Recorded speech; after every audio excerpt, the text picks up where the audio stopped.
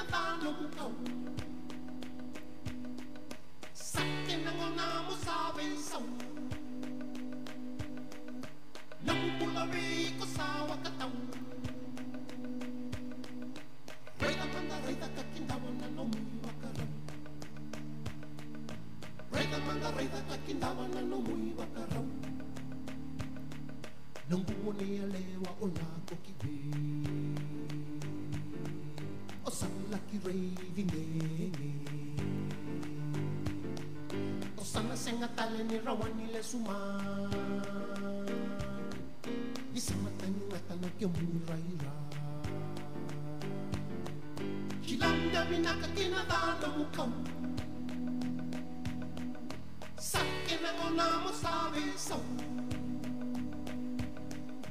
Namupula ri ko sawa katau Reita manda reita kakindawa na no mui wakarau Reita manda reita kakindawa na no mui wakarau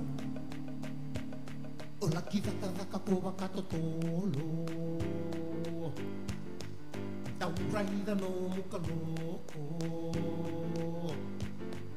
Ya kawitale ni o sandau sukamai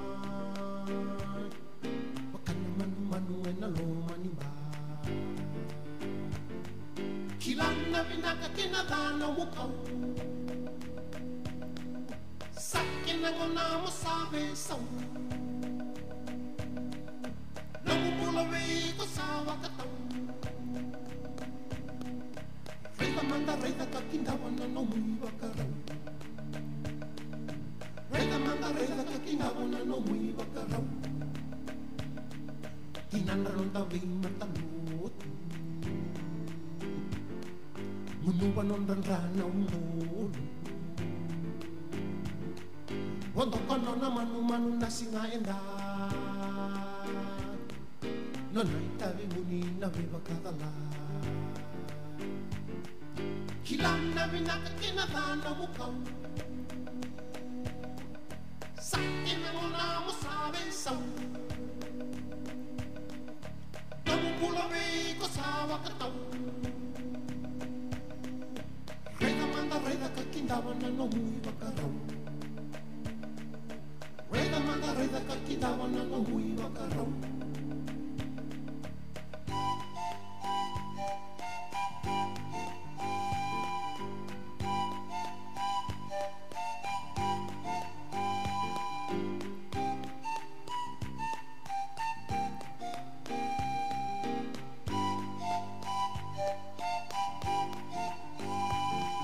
Hilana vinaka kinadana mukau Sake na ngona mo sabe sau Namupula ri ko sawa katau Reita manda reita kakindawa na no mui wakarau Reita manda reita kakindawa na no mui wakarau Reita manda reita kakindawa na no mui wakarau Reita manda reita kakindawa na no mui wakarau Reita manda reita kakindawa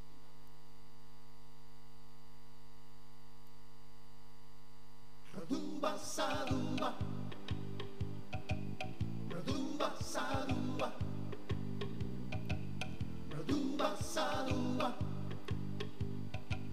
Raduba saduba Iwaliwa dama na sahura Raduba saduba Wakamata kauta kina ulunra Raduba saduba Pepa na sikliwa ke na kola Raduba saduba Makaya da nambara rai kitumba Isa nonda viti Saminan dinaw Sukat aleman Menda marab Isa nonda viti Saminan dinaw Sukat aleman Menda marab Nonda mona Rambuta koda Robaka bulida Menda sanonra Nonda mona Rambuta koda Robaka bulida Menda sanonra Raduba saduba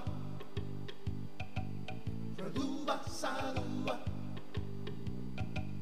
Raduba saduba Landa kalo e loma sayali Radumba sarumba Peli rama menda viritaki Radumba sarumba Kawa namboro lovo ni lose Radumba sarumba Namugele ngwari vei waraki Isanonda viki Saminan dinau Suka taleman Menda marau Isanonda viki Saminan dinau Suka taleman Menda marau Nanda mona Rambuta koda Robaka bulida Menda sanonra Nanda mona Rambuta koda Robaka bulida Menda sanonra Radumba sarumba Radumba sarumba Radumba sarumba Radumba sarumba Mbava senga kina diwa Radumba sarumba Anamo de lube awala kina Radumba sarumba Uranga waka lo sangima Radumba sarumba Sangu nia na ului sisa Isanonda viki Saminan dinau Suka taleman Menda marau Isanonda viki Saminan dinau Suka taleman Menda marau Nanda mona Rambuta koda Robaka bulida Menda sanonra Nanda mona Rambuta koda Robaka bulida Menda sanonra Radumba sarumba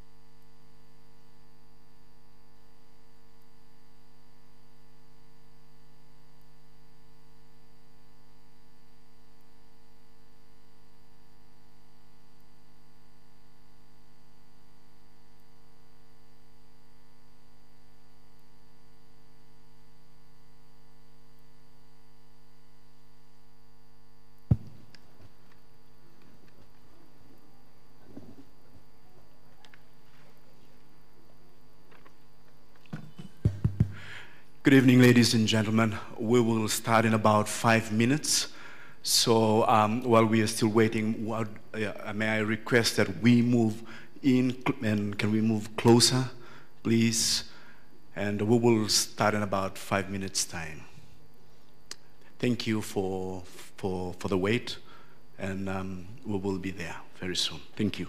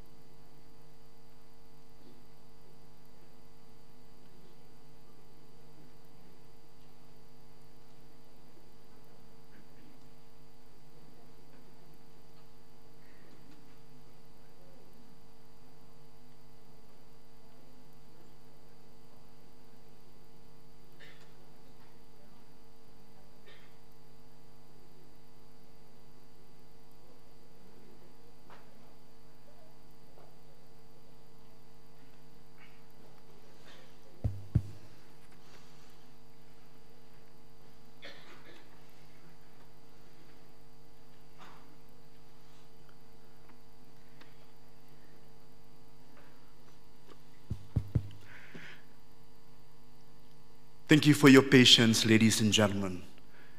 Good evening and a very warm welcome. I am Waisile Ramode and I will be your master of ceremony for this evening. Welcome to the inaugural Oceania Center Seminar Series titled Our Sea of Islands. I now invite the Deputy Vice Chancellor of Research, Innovation and International, Professor Derek Armstrong, to open the event with a few words of welcome. Vinaka.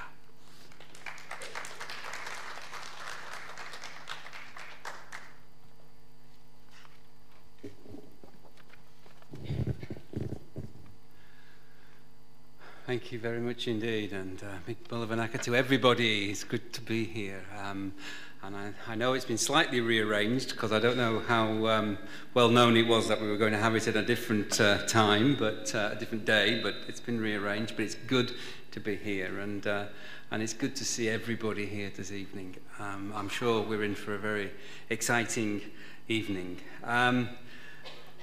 It's really a great pleasure this evening to welcome you all to the launch of our Sea of Islands, Oceania, Past, Present and Future, a seminar series hosted by the Oceania Centre for Art, Culture and Pacific Studies in partnership with the Information Technology Services here at the University of the South Pacific. 2018 marks a significant milestone for the university, which celebrates its 50th year of service to the region through higher education and research. USP, many of you will know this, but USP was officially established here in Fiji at the previously occupied site of the No. 5 Squadron Royal New Zealand Air Force. Our first student applicant was from the Solomon Islands, Francis Samala, Solomon Islands Deputy Prime Minister. We held our first graduation ceremony in 1971. I think there were a lot of people in this room who were not born in 1971, but in 1971 was the first. For me, it seems only yesterday, even though I wasn't here. But since then, we have graduated thousands of Pacific Island students, and the number also of international students. We talk about international students, but the University of the South Pacific is the most international university that I have ever come across in my life. We are a university of 12 countries, and we should always remember the importance of ourselves, not only as a regional university, but as an international university. And be very proud of that. It's something to be proud of. The student body has grown tremendously over the years. And as of, I'm told, the Wednesday the 28th of February 2018, the most up-to-date numbers that we have is that there are over 28,000 students in the 14 campuses across the 12 member countries that we serve. Now, this seminar series is part of the university's initiative highlighting our achievements and reflecting on opportunities for further growth and the future direction of the university. The seminar series comprises 4 public seminars, and tonight's event is the first in this series. We've got 3 additional evening seminars to be held later in April, June, and in August. So there's a lot to look forward to, but I'm sure tonight we're going to have a really exciting and stimulating start to that series of seminars. And we're also going to have in September a 2-day symposium as well. So there's a lot of things to look forward to in this series. Both the seminars and the symposium will feature select presentations on key issues relevant to the broader theme of Oceania, our past, present, and future. We will explore the role of higher education in general, and specifically of the University of the South Pacific as a premier regional university. We will look at the contribution that the university has made and what is the role for the university going forward, and how will that future contribution look over the next 50 or so years.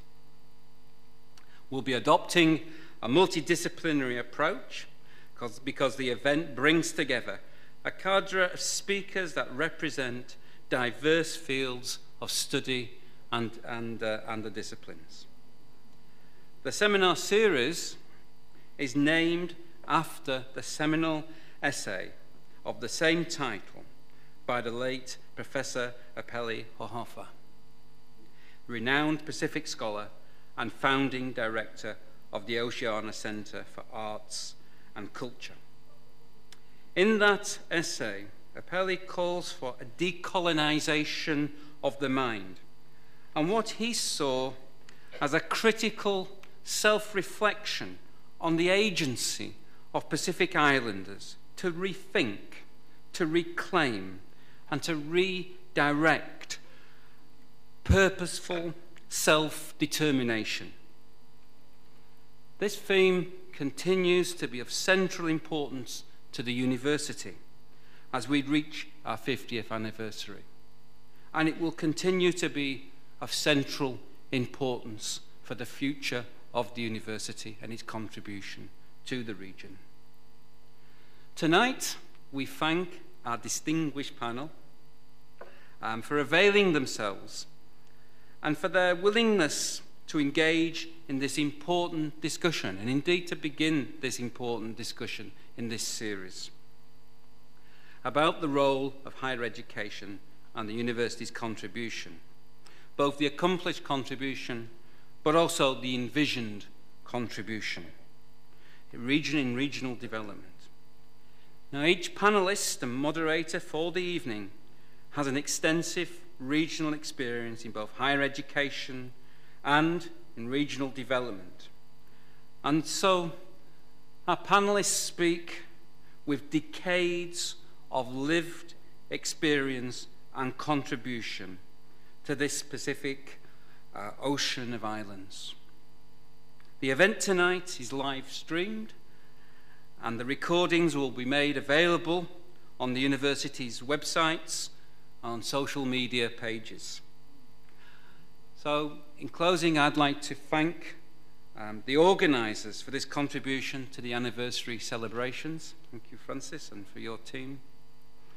And I, along with everybody here, I'm sure, looks forward to the potential series publication at the end of the year as we bring some of these contributions together to provide that allow a wider audience indeed to have access to what's been said.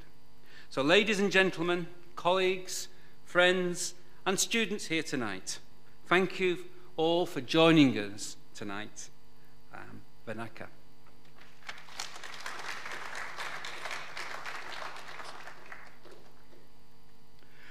Thank you so much, Professor Armstrong. At this point, I call on the director of the Oceania Center, Dr. Francis Koya Vakota, to provide some background to the seminar series and to the art and culture events hosted by the center as part of the USP 50th anniversary celebrations. Thank you, Dr. Francis.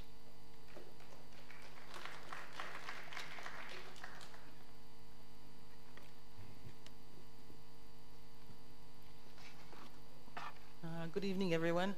Thank you for coming and for joining us for the inaugural seminar. As DVC has mentioned, our Sea of Islands themed Oceania Past, Present, and Future. Last year, as the build-up to the 50th anniversary began, I was asked to think about the kinds of art and culture activities that the Oceania Center might be able to participate in or host as part of the 50th anniversary celebration. The team at the Oceania Center reflected on our long history, and we agreed that we needed to represent the university's long, diverse, and rich history of service in a range of appropriate forums and events. It's a personal privilege for me to lead this activity. I stand here very proud alumnus of USP myself. As an undergraduate student during the 25th anniversary in the 1990s, I feel very lucky to have engaged in a wide range of activities, both institutional and student-led. Lasting memories include the USPSA student tour of VT Level, a USP student-led fashion show at the bowling club, cultural performances both here at USP and at Albert Park, various stage performances, including another student-led event, which was a show of Tales of the Tikongs, which many of you will recall is a collection of short stories, also by the late Professor Epeli Hawofa. When I look back, I realized that I was extremely lucky in that during my time at USP, both as an undergrad and later as a graduate student, we had amazing, inspiring scholars from the region who we could look at and imagine our own possibilities. They reminded us not only of our responsibility to our peoples, but inculcated for the first time a regional identity. These included Professor Randy Thaman, who's on the panel tonight, whose classes I never took, but as many of you will know, the School of Education building, now the Faculty of Arts, Law and Education building, is right beside U8, and I very quickly was introduced to Randy, as he was affectionately known as Radio America, the only lecturer at the time who didn't need to use a microphone at U8. Then there is here with us tonight the one and only Professor Konai Heluthaman, who was my very imposing and scary lecturer, later my PhD supervisor, even later a mentor and now friend. There was the late Ropa Tengalo, Professor Vijay Naidu, Arlene and Vanessa Griffin, Claire Slatter, Pio Manoa, Professor Subramani, and so many more, far too many to mention. These academics and their peers led conversations about the role of the university graduate and our regional development needs and responsibilities. Today, through various engagements, I always find myself meeting up with alumni, my undergraduate and graduate peers, and many more I never knew at USP, most of whom hold senior positions in the civil service in national and regional and international organizations. We usually spend quite a bit of time reminiscing about USP, our peers, our lecturers and events, those professors who inspired us, those who bored us, those who put us to sleep, and most of all, those who penalized us. My memories are of late-night seminars such as these, Pacific Week, various cultural weeks and performances, always having to dress up for some reason for Indian Week, and activities such as the holy festivities that students participated in today. It was made up of late nights at the library and getting to know each and every security guard, as they often offered to take me home if I had stayed too long and the library had closed at 10 p.m. These are memories of a real community and very real people. The Oceania team launches this seminar series as only the first of many events and activities which we hope will capture this rich history of what we have come to know as our university. So the humility with which we enter this conversation is a nostalgic one. It is for me, like for thousands many more graduates, part of our individual, personal, and professional journeys in higher education, in research, and in community. Our Sea of Islands, the original essay, was published in 1993 as part of USP's 25th anniversary. It represents an insider's interrogation of what it means to be from this region that we call home. Hawofa critiques the colonial legacies of our economic boundaries, which confine us to landmass parameters and exclusive economic sea zones. These, however, he reminds us, do not define us. And through this seminar series and planned symposium in September, we hope to unpack some of the key issues relevant to this journey, our past, our present, and our future. Drawing on essays, on ideas of framing our Oceania in that essay, Epeli reflected on ideas presented by Albert Wendt. And Hawofa offers this alternative perspective to reclaim the term ocean peoples. He argued our ancestors have lived in the Pacific for over 2,000 years and view their world as a sea of islands, not as islands in a faraway sea. The 50th anniversary presents an opportunity for reflection on what it means to be and belong to our community here in the region, and to question what is the state of regionalism today, what is relevant and what needs to be changed. Who are we? Where are we now? And where would we like to go? Epeli's call to solidarity as a large sea of islands takes what we might see as an anti-colonial standpoint, in which he explains how the decolonization of the mind is the only way for Pacific Islanders to see themselves not as small island states, but as vast and immense as Oceania herself. We are the ocean, he states. The ocean is in us.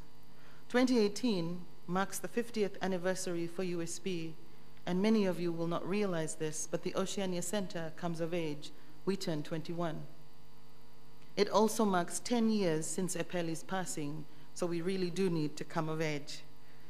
Sadly, it also marks 1 year, it will mark 1 year of the late Alan Allo's passing. Keeping these in mind, Team Oceania will present a series of art and culture activities spread out across the year. These will include, as you have heard, the seminar series, and launched next week, we have a retrospective multimedia exhibition featuring more than 300 photographs, a stage production in August, and other art activities which will be duly advertised via the daily newspapers, our websites, and social media. We really hope you enjoy the evening and hope that you will stick around afterwards to have something to eat, to extend the conversation. Thank you all for coming.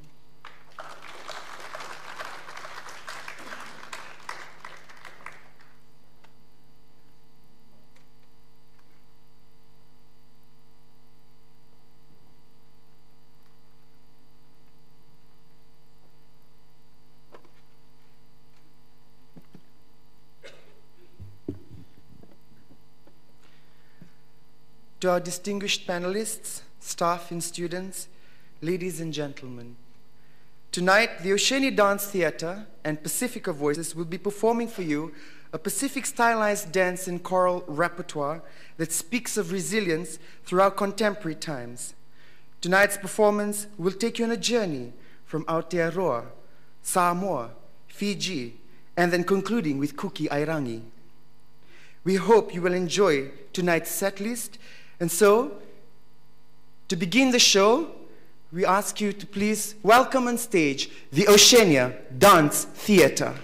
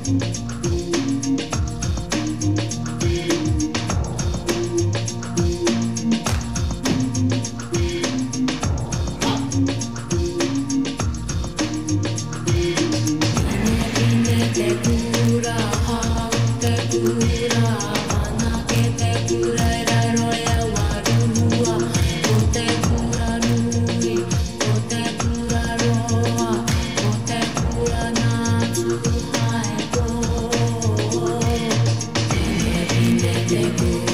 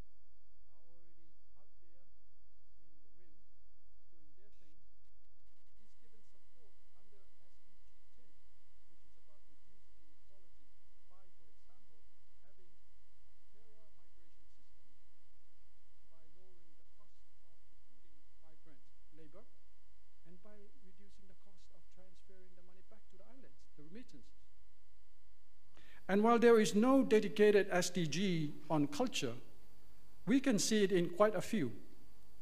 It's in SDG 4 as an integral part of quality education, which I'll return to later.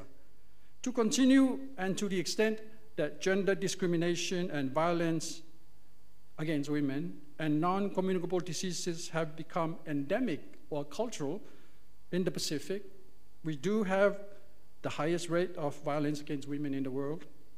NCDs is now the biggest cause of adult deaths in the Pacific. Therefore, we ought to see the word culture, call it counterculture if that's more comfortable for you. In SDG, that promotes gender equality. So that's SDG 5, promoting gender equality. In SDG 3, that promotes good health and well-being. And in SDG 12, that promotes responsible production and consumption. One of the ancient truths in Epeli's essay is that Pacific Islanders have always been physically mobile, voyaging over vast distances. NCD, not migration policies, is now the key constraint to mobility in the Pacific. And the sizes we needed then to survive long, arduous ocean voyages is no longer optimal for modern travel. NCDs may also be related to trade, which is SDGs 10 and 17, particularly of processed food, sweetened drinks, and tobacco. So you can see how everything kind of links. So I put them up there for you to see the links. Climate change, SDG 13, the Pacific's greatest threat, needs to be at the center as well. Economies, industry, and infrastructure, though the engine of economic growth, are also the biggest users of fossil fuel and the worst emitters. Some of the biggest threats to the ocean, SDG 14, come from these human activities. For example, carbon dioxide, effluents, and plastics. Talking about accounting. Accountability is a term that can become a cliche if it's spoken too often without any appropriate action. And in this regard, it's important to note that the reporting of these goals, while voluntary, is going to be universal. That means every country, small, medium, big, developed, underdeveloped, are going to have to do it, are going to report. There is peer and some institutional pressure, unfortunately, on countries to start lining up for their voluntary national reviews. Samoa has had its turn and will report again in 2019.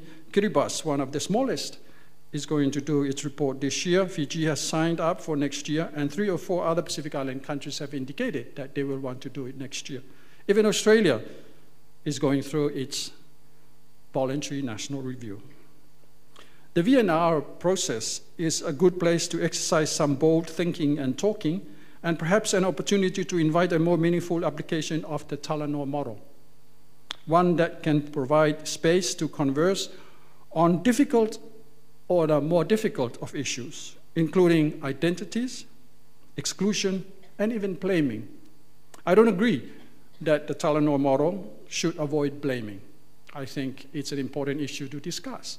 Talanoa model provides, or should provide, a safe space in which people can discuss these blaming issues. The Pacific, under the leadership of the Pacific Islands Forum, should be commended for coming up with its own Pacific Roadmap for Sustainable Development, which confirms our regional and transboundary priorities, they being climate change, sustainable oceans, poverty reduction, addressing inequality, gender discrimination, and disability, enhanced connectivity, and improved quality of education. You can see this on the list of SDGs on the screen. The second strategic value of the Pacific Roadmap is that it integrates the implementation and reporting of SDGs, Samoa Pathway, and the Pacific Zone Framework, Pacific Regionalism. One map, one report, 3 frameworks. Several decades ago, 25 years to be precise, according to Francis, Epeli kind of charged the so-called regional and international development agencies, bureaucratic planners, and their advisors for ignoring the marginalization and confinement of the Pacific Islands. To be fair, he also listed academics. A couple of years back, the review of the Pacific Plan, led by a few eminent Pacific Islanders, came back with the conclusion that regionalism was stuttering at best because it was being captured or consumed by competing institutional and bureaucratic interests. These are our own institutions and bureaucracies, by the way. When one or two of the competing institutions is also the coordinator, the elements necessary for effective coordination, which are independence, impartiality, and trust, are at risk. By the way, if you want to read up on some excellent and at times humorous anecdotes on the power of observation, which is what Epeli used to come up with his vision, observation of the ordinary Pacific Islanders, grassroots. If you want to see a few more anecdotes about that, you should read the book Ole Palemia by the Prime Minister of Samoa. No, I'm not looking for a new job. Some really interesting anecdotes there. Maybe I'm here because I'm looking for a job, not because I'm looking at in Samoa. But the struggle Epeli called for in his Oceania vision could be far more complex, as it may require changing of attitude and behavior, the decolonization of the mind, so to speak. Some ancient truths in the religious texts worth recalling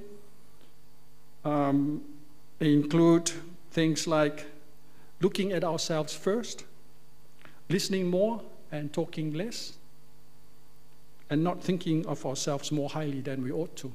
Decolonization of the mind may not get you there, because you might be replacing someone else to blame when you decolonize your mind. On the most important target in SDG 13 on climate is to enhance the adaptive capacities of countries. Most of the attention goes to the adaptation projects, which build climate-resilient infrastructure, agriculture, coastal areas, and environment, which are all very important. But how about the adaptive capacity of individuals, whose levels of anxiety are rising all the time, as we are discovering through consultations and research? We've mentioned the UN SDG reform. How many minutes do I have left? 5? Okay. And there are some ideas from it that may be needed for us when we are going through this process of transforming ourselves, our economies, and our infrastructure. One is to reform the responsible institutes or institutions so that they are fit for purpose for SDGs or the Pacific Roadmap, as in our case. It's hard to succeed with an integrated framework like SDGs when you have institutions which are locked into their sector and program silos or legacies. Reforms are never easy, and as a colleague of mine said this week, it doesn't help when people are worried about their jobs. I'm not saying that we should just suck it up and soldier on. No, I'm not saying that. What I'm saying is we need to see how or what we can do to train and mentor people to handle losses and threats better than we are doing at the moment. We also need to make the coordinating office, say for the Pacific Roadmap, independent, impartial, and empowered. Trust is needed from those being coordinated, especially during difficult times of reforms and transformation. But trust is a great asset during good times and a powerful resilience capital in times of crisis. Those of us in the UN working at the regional and sub-regional level have been asked to clarify our roles and responsibilities, and so that we can reprofile and work as one, start working as one. time for a break. Well, it is a humorous take from the times of our hunter-gatherer ancestors, and a suggestion that our genes are indeed ancient. I think that's one of the ancient truths that Epelis was referring to. We have some genes that come from way back from our gatherer and hunters and ancestors. But it does depict an aspect of the blurring of roles and the perception of mission creep, which has become prevalent among modern public bureaucracies and institutions, and a major stumbling block to building trust, understanding, and collaboration. What about USP? Well, I'm going to wind down by suggesting greater involvement by USP in the SDGs and the Pacific Roadmap, as these are the main development paradigms that, in my view, are going to help define and track future educational outcomes, or should.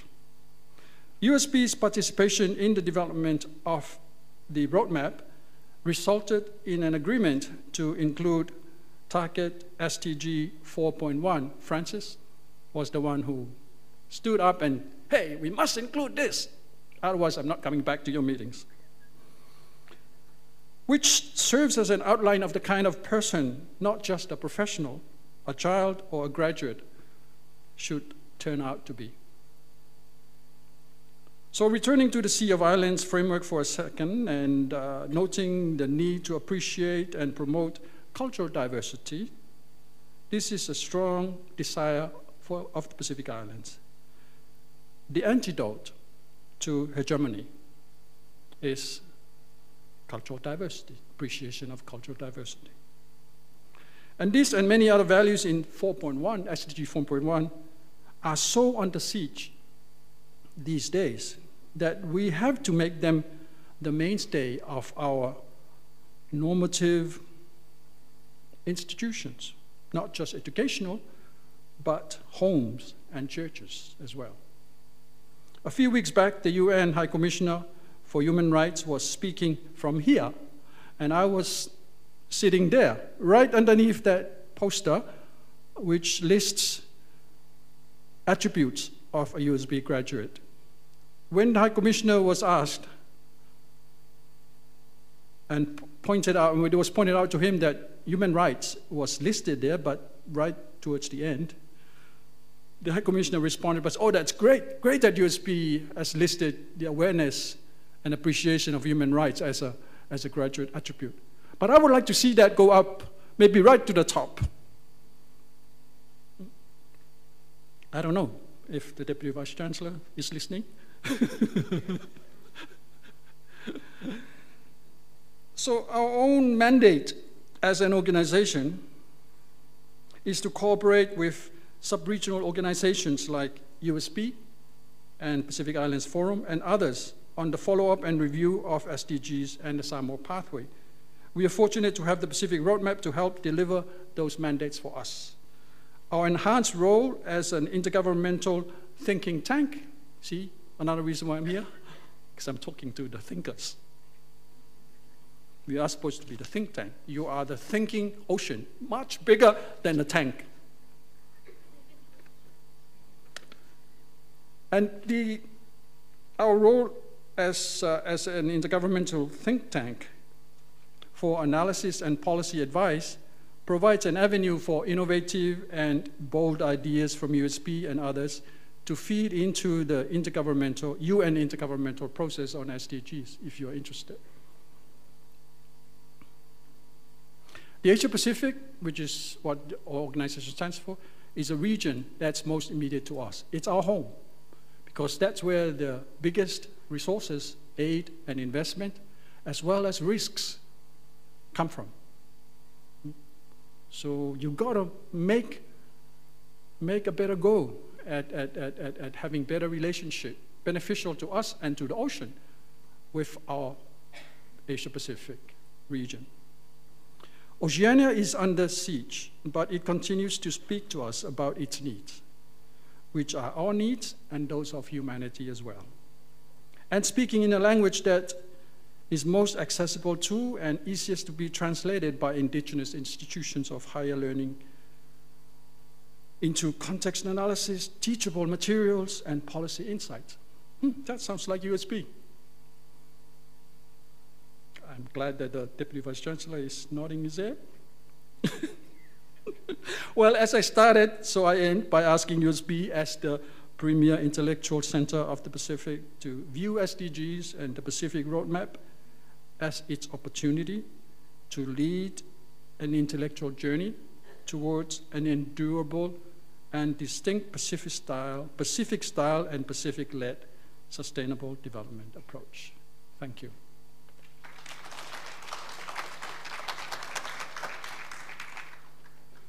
I was going to show this too, but I've run out of time.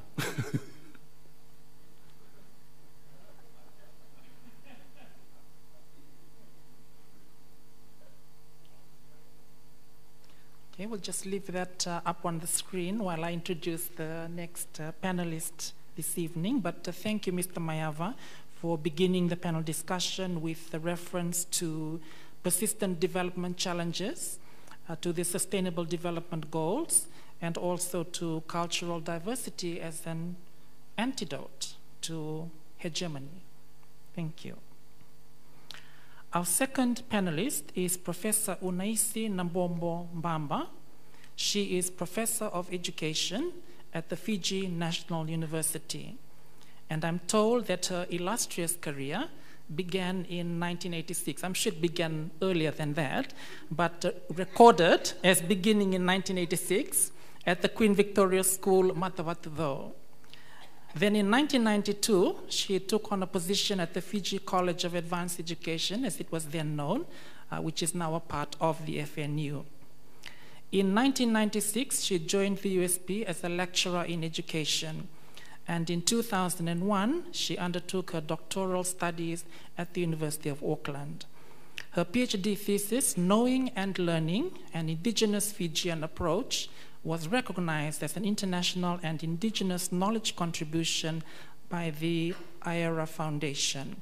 And every time I hear her name mentioned, I do think of her thesis and what she documented in terms of the meaning of silence, not only in Wungale, but in classrooms in Fiji and around the Pacific. What does silence mean in cultural context? After the PhD, Unaisi continued at USP until 2011, when a position at the University of Guam took her to the far north of the Pacific, where she left as Professor of Education last year in 2017. In November last year, she assumed her new role at the FNU, where she is incoming Dean of the College of Humanities and Education. Unaisi is passionate about quality and relevance in education.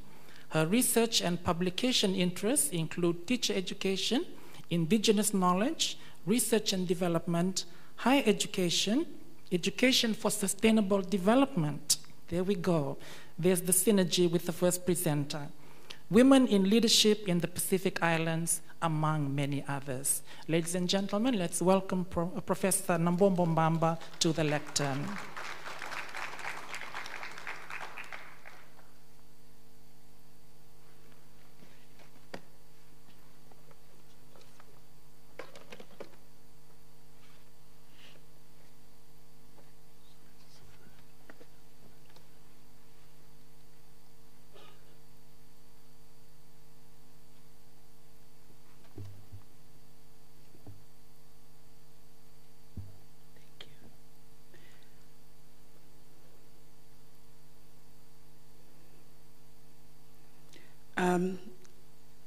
Good evening. Firstly, I'd like to thank the University of the South Pacific, DVC Armstrong, the director of the Pacific Studies Oceania Center, Dr. Crescentia Koya, fellow colleagues of USP, fellow colleagues of the Pacific, fellow Oceanians. I recognize also the presence of Konai, Professor Helu Thaman. I also recognize Professor Thaman, as in Randy, who's sitting out here as fellow panelist. I recognize as well as KEP Director the previous speaker. I'm very honored as a former alumni to be here today, and I'm really happy. They were looking for me up there. I didn't know that was supposed to be the door. The gang here. They were waiting for the guests up there. Suddenly, I'm talanoring over here, planning the next event over here at USP. So the director of Pacific Studies said, "Hi, we are waiting for you to formally welcome you." I said, "I don't need welcoming here. USP is home." Ladies and gentlemen, tonight, when Francis asked if I could be part of this, I said yes and regretted after. Because I said, oh my God, now I have to think.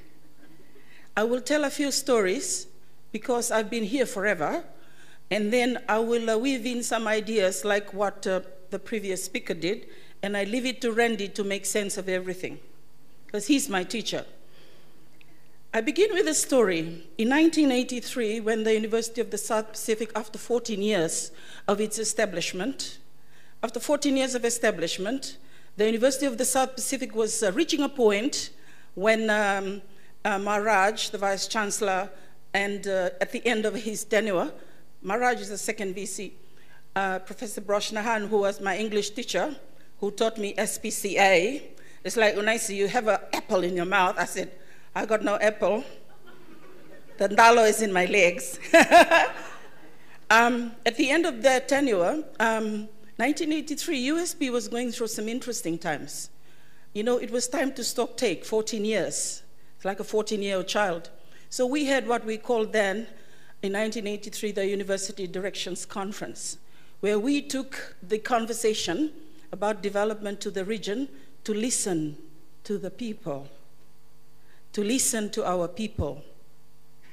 One of the stories I'd like to begin with tonight came from one of those conversations.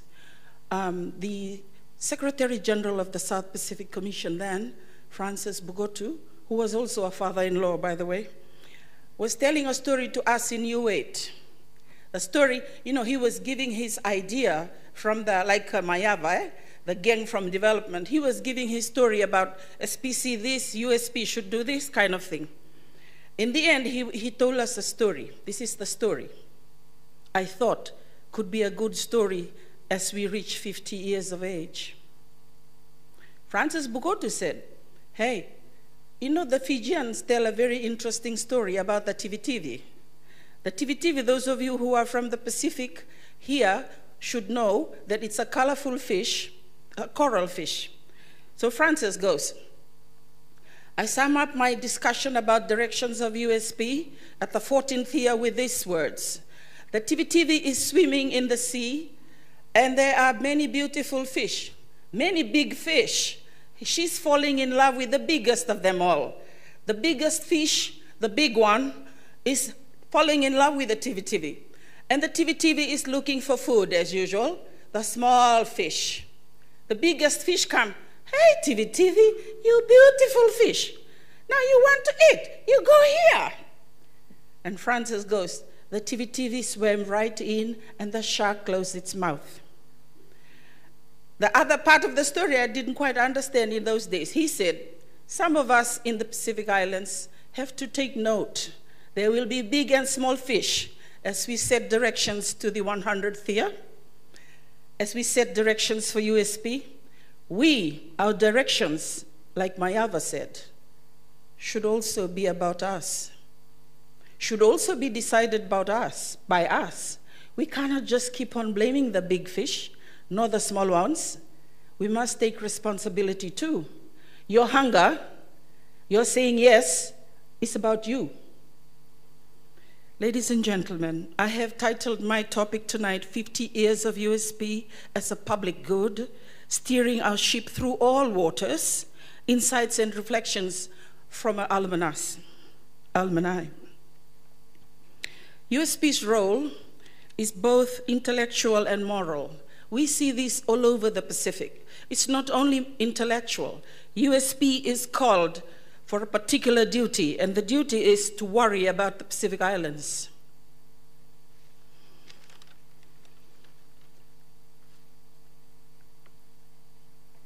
I want to first of all also affirm the sentiments today of the late Professor Hauofa that our region 1/4 of the world's languages stay in our region.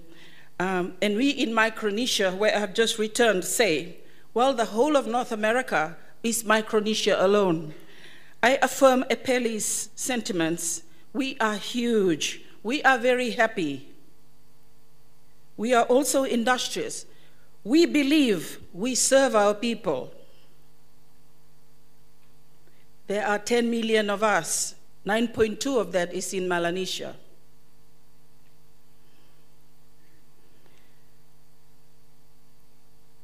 Tonight, my presentation focuses on stories to highlight the models I, as a student and a faculty, have observed over the years.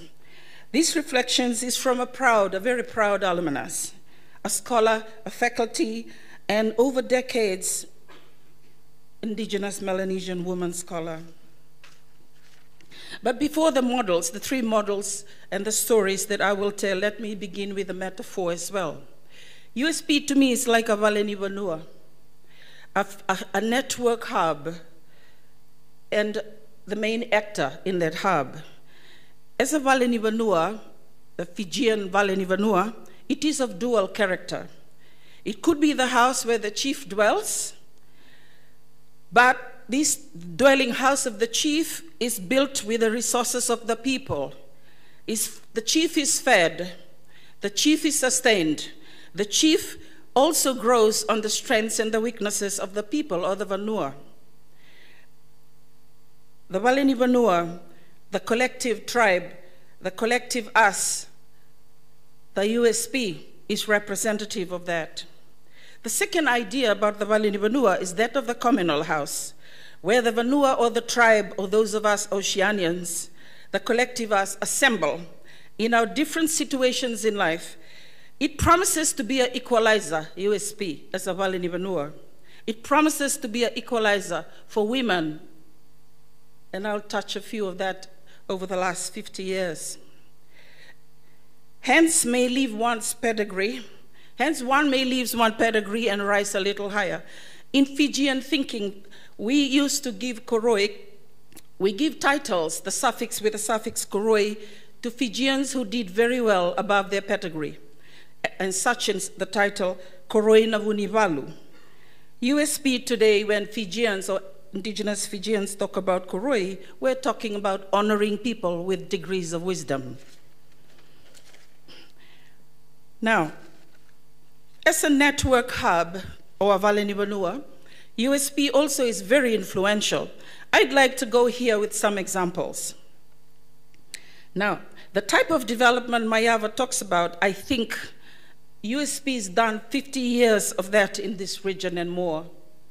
We have influenced other actors in development. Sometimes we understand what we're doing. Sometimes I think USP doesn't really know how much good it's done.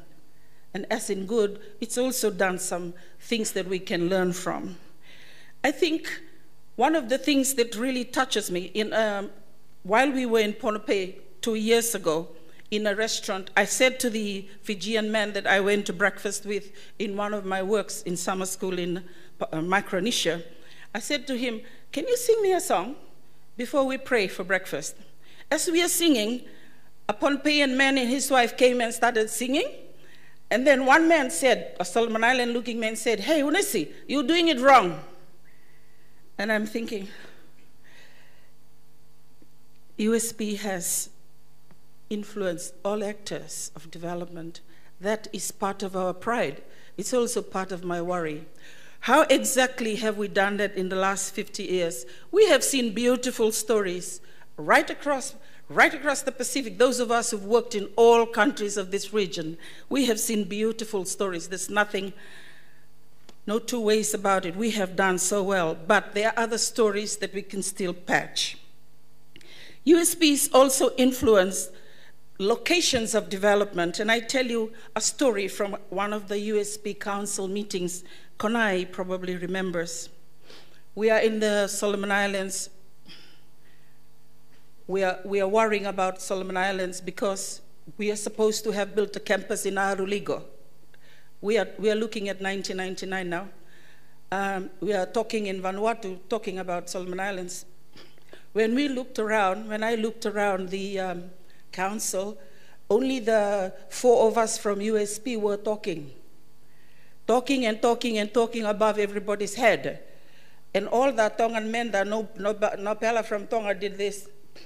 And as the conversations rose between the 4 academics, he did this with his fan, the late Kavaliku. And then a guy from Ireland who came to head Ariligo, this is the Marine Studies thing in Solomon Islands. He stood up next to me and he said, he's the tall, good-looking guy, I forget his name.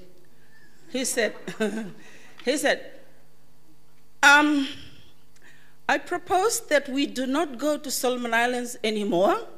I'm quite fed up of a people. First of all, we need civilization. And I'm losing my temper while he talks. Aruligo didn't quite materialize, nor did Tonga's Center of Intermediate Development. It closed. So sometimes at USP we choose locations of development, who we support, who we don't. One of those locations we might need to think about is Melanesia and Micronesia. I respectfully submit that at this point, DVC Armstrong. One of the things also that USP has done and done so well, and I'd like to recognize, is nurturing the diversity among the Pacific Islands. A person like me with 30 years of work right across the region on every island almost cannot get away from the fact that we need our branding really at USP is nurturing diversity. People in the Pacific Islands know about USP and know about 3 things too. 1, the very, very international quality of our degrees. And that did not come overnight. No, it didn't. Remember the story, how we started. How did we start? Started with R.A. Derrick. R.A. Derrick is the guy that started FIT. R.A. Derrick one day said, he was invited by SPC. So R.A. Derrick in his speech like this said, you know what we need in this country? We need a technical college in the Pacific. We need a college that will look after vocational students. R.A. Derrick was bothered about the kind of development we were heading into in those days, with just primary teachers' colleges and those village church-run. So Derrick's proposition, let's not forget, was taken seriously by Box, because New Zealand sent Box here. We all know about USP's history, right? And the story goes on until the consortium that looks after university in London decided, yes, we will send Norm Alexander, and the story is what we are today. We will begin the University of the South Pacific. So when we look at the diversity that's here today, the excellence of standards that are here today, we mustn't forget our humble beginnings. It started because some people from outside thought they worked here, they become Pacific. They worked here and they realized that there are gaps in our thinking, in our development. That sometimes perhaps we as Pacific Islands indigenous people may need to recognize that sometimes in our silences we need others from outside to inject movement forward. USP is also good, and I think it needs to be said that USP is about distance education. There is no way that anybody can claim that they are better than USP in that sense.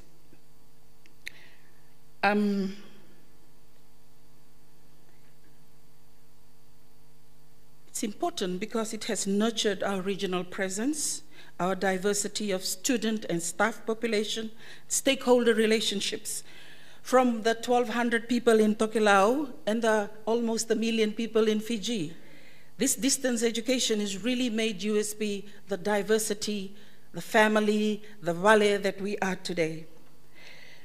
I wanted to also acknowledge USP's influence in influencing other networks. It's not only a network hub itself, but it has very creatively, when I think about where USP people have been in the last 50 years, beginning with R.A. Derrick, Sir Norm Alexander, and all the vice chancellors from Aikman to Brosnan and Maharaj to Solofa over the years up until now, we see that we are, conscientiously or not, influencing other network of actors.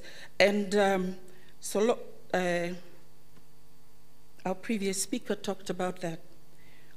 My own observations of USP as a student and faculty is that when crop agencies get together, USP is always called to the table to deliver. For national development, for regional innovation, for regional, also USP nurtures regional competitiveness and alliance.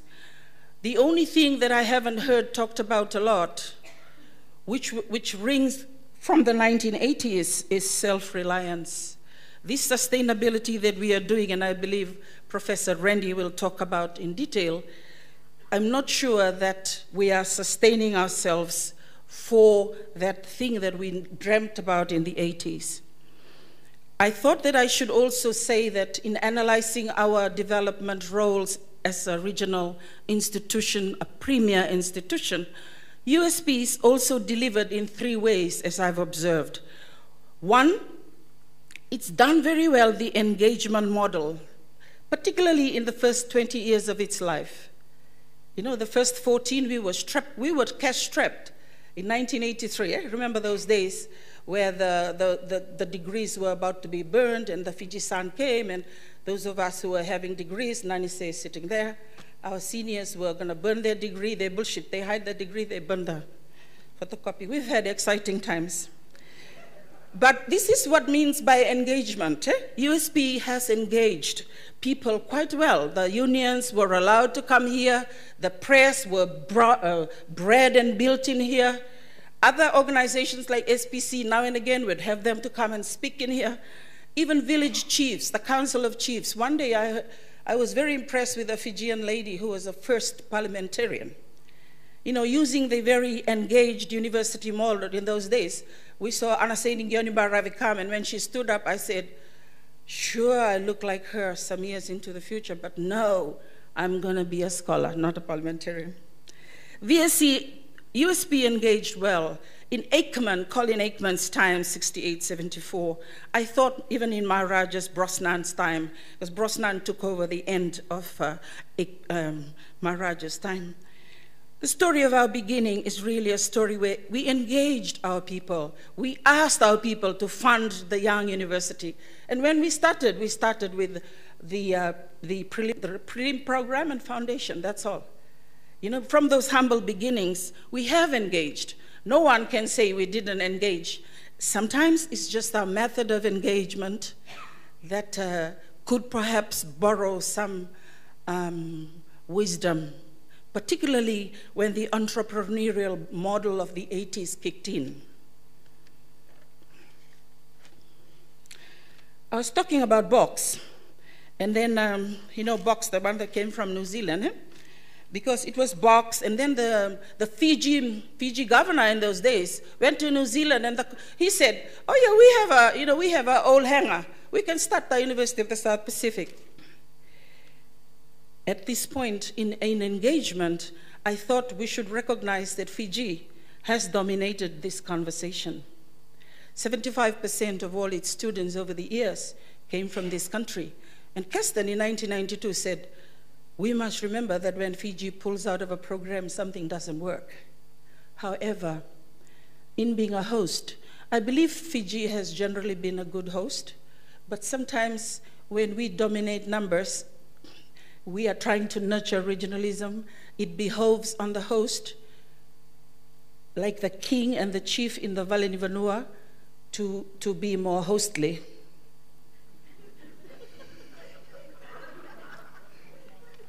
I didn't know one English word for that anyway. Blame Broshnahan. Really.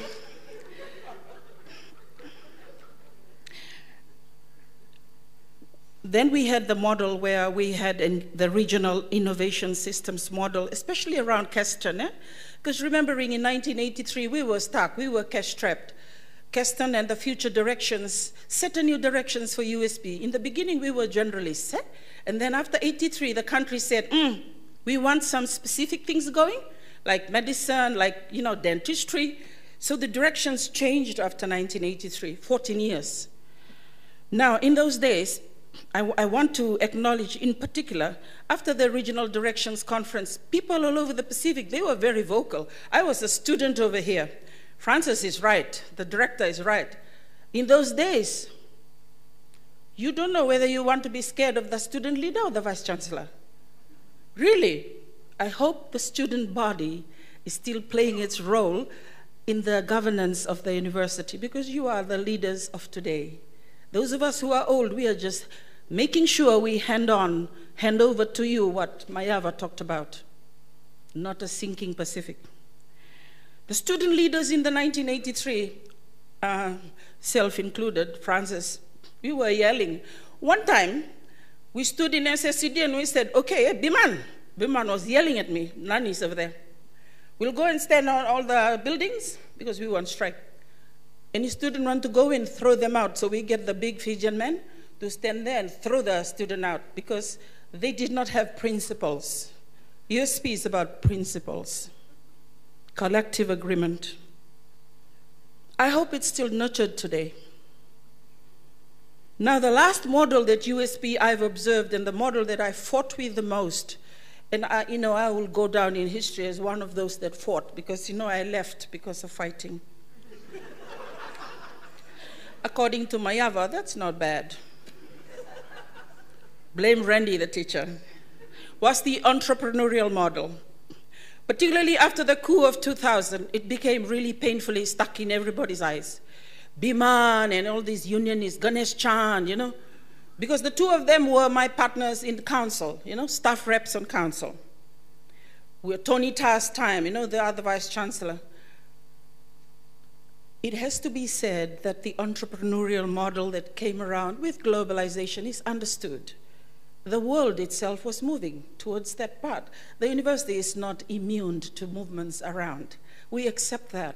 But perhaps it's the way we collectively agreed or not quite agree with the way things were handled. That was what I wanted to remind us here today. We understand that models of university will change. It will change again. But in Oceania, we all know that people, when you forget people, people will attack you. Now, when Tony Ta was a vice chancellor, the entrepreneurial model, he was the only VC that wore the branding, his shirt, everything. You're not doing that. He worked really hard, but he came from a Bonn University. And in these days, the young people, because they have their thing like this, they were telling Konai and I and Francis and Serema, who's over there, hey, we got a new VC, but he's all over the net. And I said, I do not watch the net. As if to keep myself away from reality, I said I don't want ICT. After that, Siwa Timbao went ahead and did the building of this building. It was Siwa Timbao. After Tony Ta, ICT is coming. But the entrepreneurial model really pushed for USP, really pushed for indigenous Fijian Tauke Studies program to get out. It pushed Apollonia out. It pushed a couple of things that we could not afford. So those things that were funded by the continental world, the bigger world, like, for example, when you closed our indigenous Tauke studies, because we didn't have Fiji elsewhere. Indu came because diasporic Indian community supported that through the High Commission. So we have to think hard a little bit about these models moving forward. First, we engaged.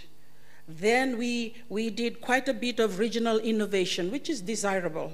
That's what we did. We built centers and campuses and took the good, the public good to our people.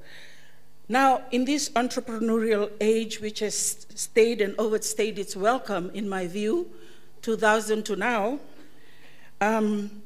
we kind of have to ask the question that Mayava asked, where is the people? As leaders in the Pacific region, as the premier institution of learning, USP must constantly ask that. Where are the Melanesians? Are they still going to sleep with us? Because we want everybody together. This university is about what I call gentlemanly or that's quite sexist, that term. Let's think of another term. Now, the entrepreneurial model was checked a little bit in 1996 during her office time when, lo and behold, the Tongans in council with that wise man that I respected, we agreed to have the Oceania Center. Some of us thought, it is good to learn about economic models. It is good to learn about the world. It is good to know that China is the biggest power with the biggest population, with the biggest language grouping. But it is also good to know that in the Pacific, there are 1,500 languages out of the 6,000 in the world. It's also good to know that Micronesia is as big as North America. It's also good to know that Pacific people are all over the world. The Oceania Center for Pacific Arts, Culture, and Pacific Studies, 1996, 21 or 22 years old today, then kind of corrected a little bit of our stride to just globalize and bring in ICT and everything that mattered to take us, in Narokobi's term, to fly the jet plane, to move with a flying jet plane, because Narokobi at one stage was worried that the Pacific perhaps was not keeping pace with the rest of the world. My question today to you, ladies and gentlemen, as our beloved institution is 50 years old, is like a woman that's beginning her menopause. It needs to be reminded that this menopause is not going to be lasting. Just because you are menopausing doesn't mean you get more rude.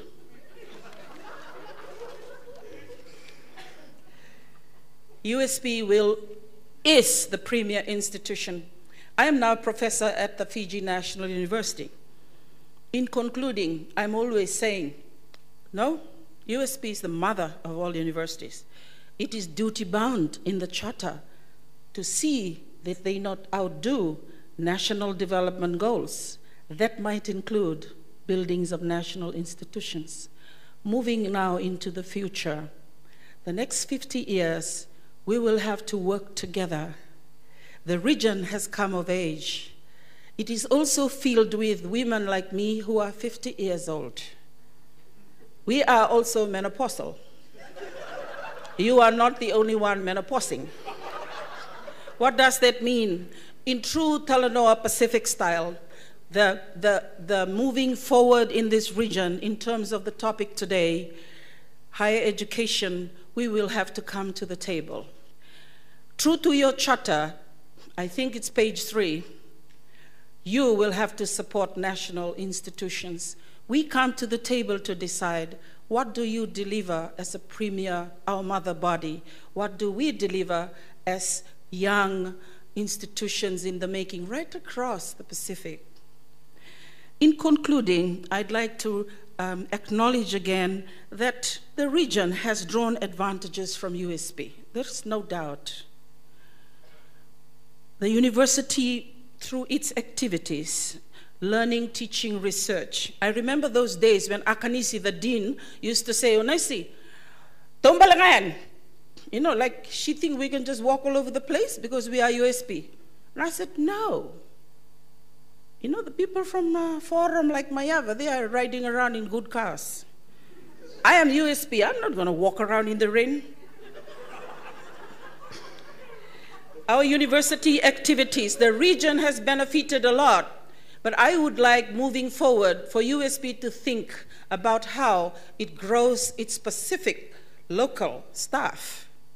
Look hard at it. If you're a 50-year-old Chinese university in Chuanghu, everybody would be from Chuanghu.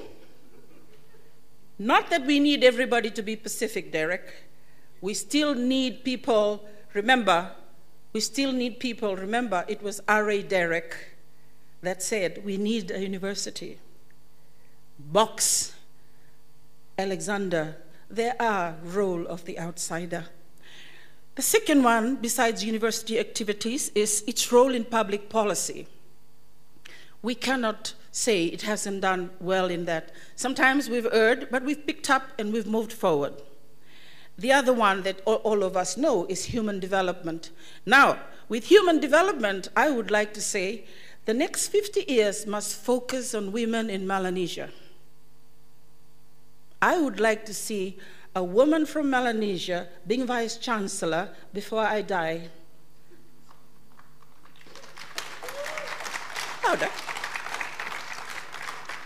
Okay, coming to the end, the last suggestions that I have today is, yes, we have engaged.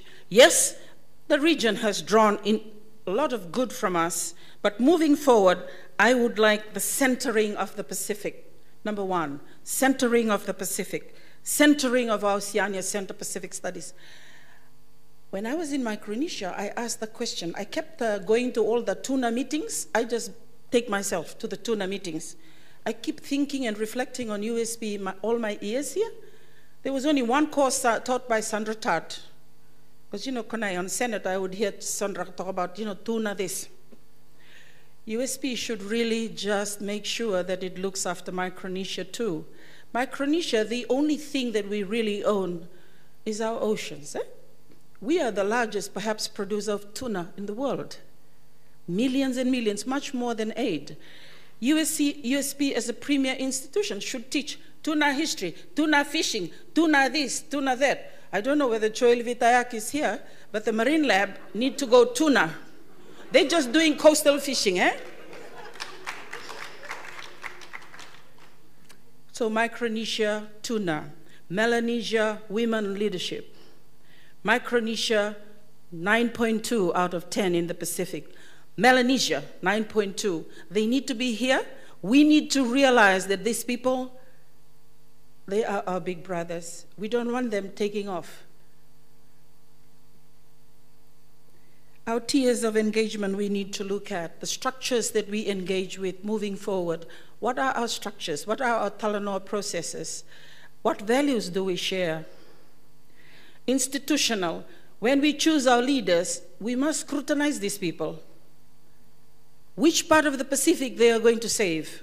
Which part of the Pacific do they belong to? What are their beliefs about Pacific unity, cooperation, gentlemanly, chiefly Pacific dialogue?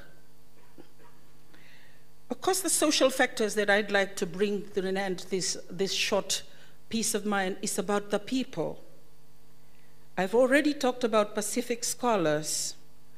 After 50 years, there should be professors in every department that are from this region. Kiribati, Tuvalu, Tokelau, Tonga, Samoa.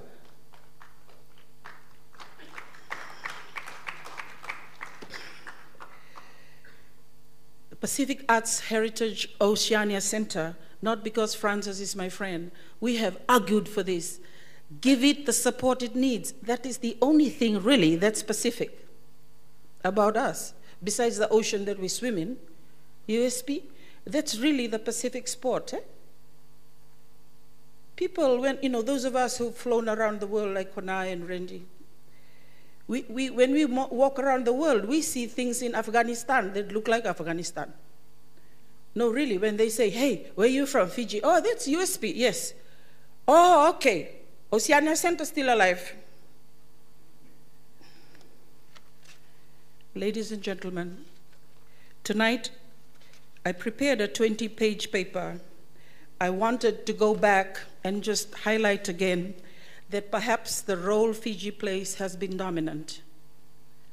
We can't apologize for that because they pay a lot to these universities.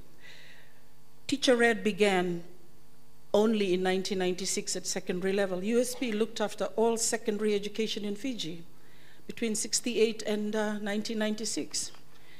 When the medical education started in 1892, in 1981, FSM came to USP to ask, Fiji asked, we want to be a degree, you know, we need the degrees, we are enough with the diplomas.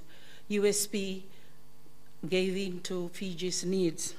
When the when university opened, Both PTC and the PRS stood to gain. In the records of PTC and PRS, Tuere's writing and Father Larry Hannon's writing, they acknowledged that because USP opened, theological education went one notch up. They had to do their degrees. Because USP was now present, they could increase in their degrees. Agriculture education, the FCAE. Now, technical education, now that Nathaniel is knocking the European watch.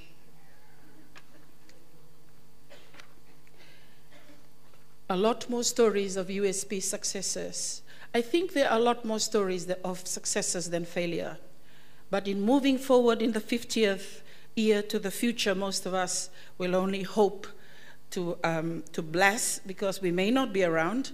We hope that the regional university will stand, like it stood the test of time, will become really regional, will worry about localizing its staff once more, will worry about contextualizing things. In 1980s, we were so crazy about it. Konai knew that. Theologians called it coconut theology era. At USP, we started rethinking Pacific education just to make sure that the children we teach recognize themselves in their communities when they finish. That's the long and the short of it. But as I finish today, and as a proud alumnus, I must say to DVC Derek and Francis, director of Oceania Center, we have done well, but in those suggestions that I have, can I repeat again, Pacific scholars have matured. We are all over the world. Bring us back. This is a Pacific institution. It must look like the whole of Micronesia, Melanesia, Polynesia. Look at the Oceania Center of Pacific Studies. Beef it up. That's where our spirit resides. Ladies and gentlemen, I wish the university well, and I thank the Oceania Center for inviting me to come and raise a few points as a very proud alumnus. Thank you.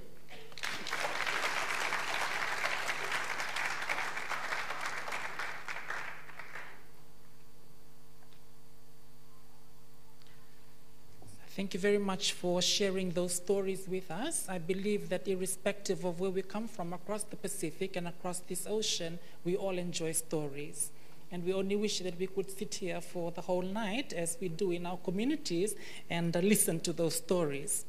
But I also feel, Unaisi, that perhaps in your senior years, you are becoming more like Professor Hawofa. You are talking in metaphors. Yeah. Yeah. And in your case, most of the metaphors are quite easy to understand and identify with. So thank you very much for the points that you've shared with us, the importance of taking responsibility for our own decisions, the importance of nurturing diversity, the quality of our programs, but also the important role of the Oceania Center. Our third presenter this evening perhaps needs no introduction, but I will introduce him, as I have done for the other two. Professor, it says in front of me, Professor Randolph Thaman, although I don't know if anybody actually calls him that. We all know him as Randy. Professor Randy Thaman is USP's longest-serving academic staff member. He joined the university in February 1974 after receiving his BA and MA in geography from the University of California, Berkeley, in 1962 and 1967, respectively. Also a PhD from UCLA in 1974. He has conducted research in all of the USP member countries and PNG and the French territories, with his most recent studies having been on community-based biodiversity and associated indigenous and local knowledge in Fiji, Tonga, Niue, Tuvalu, Kiribati, and Ovia, New Caledonia, and the floras of Kiribati, the Marshall Islands, Nauru, Tuvalu, Tokelau, and a number of islands in Fiji.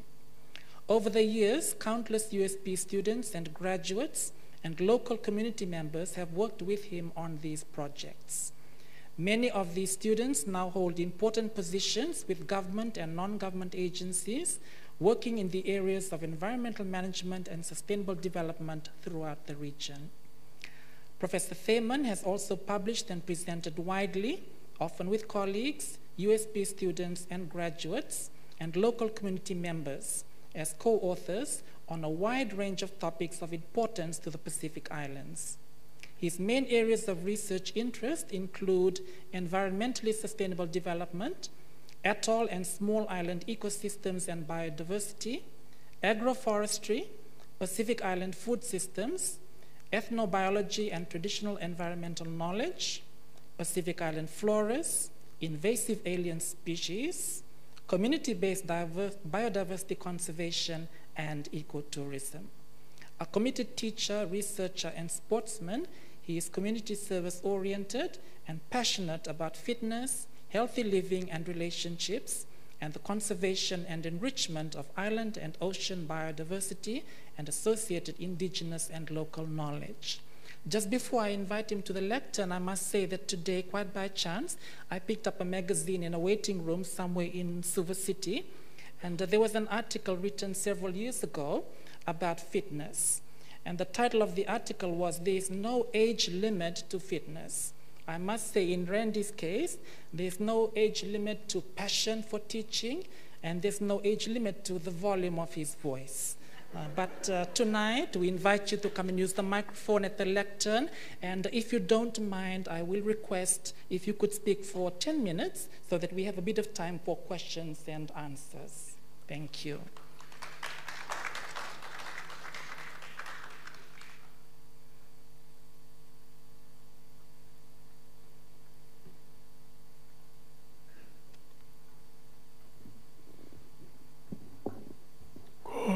Kolipe hufanga ki whakatapo si hawhaki.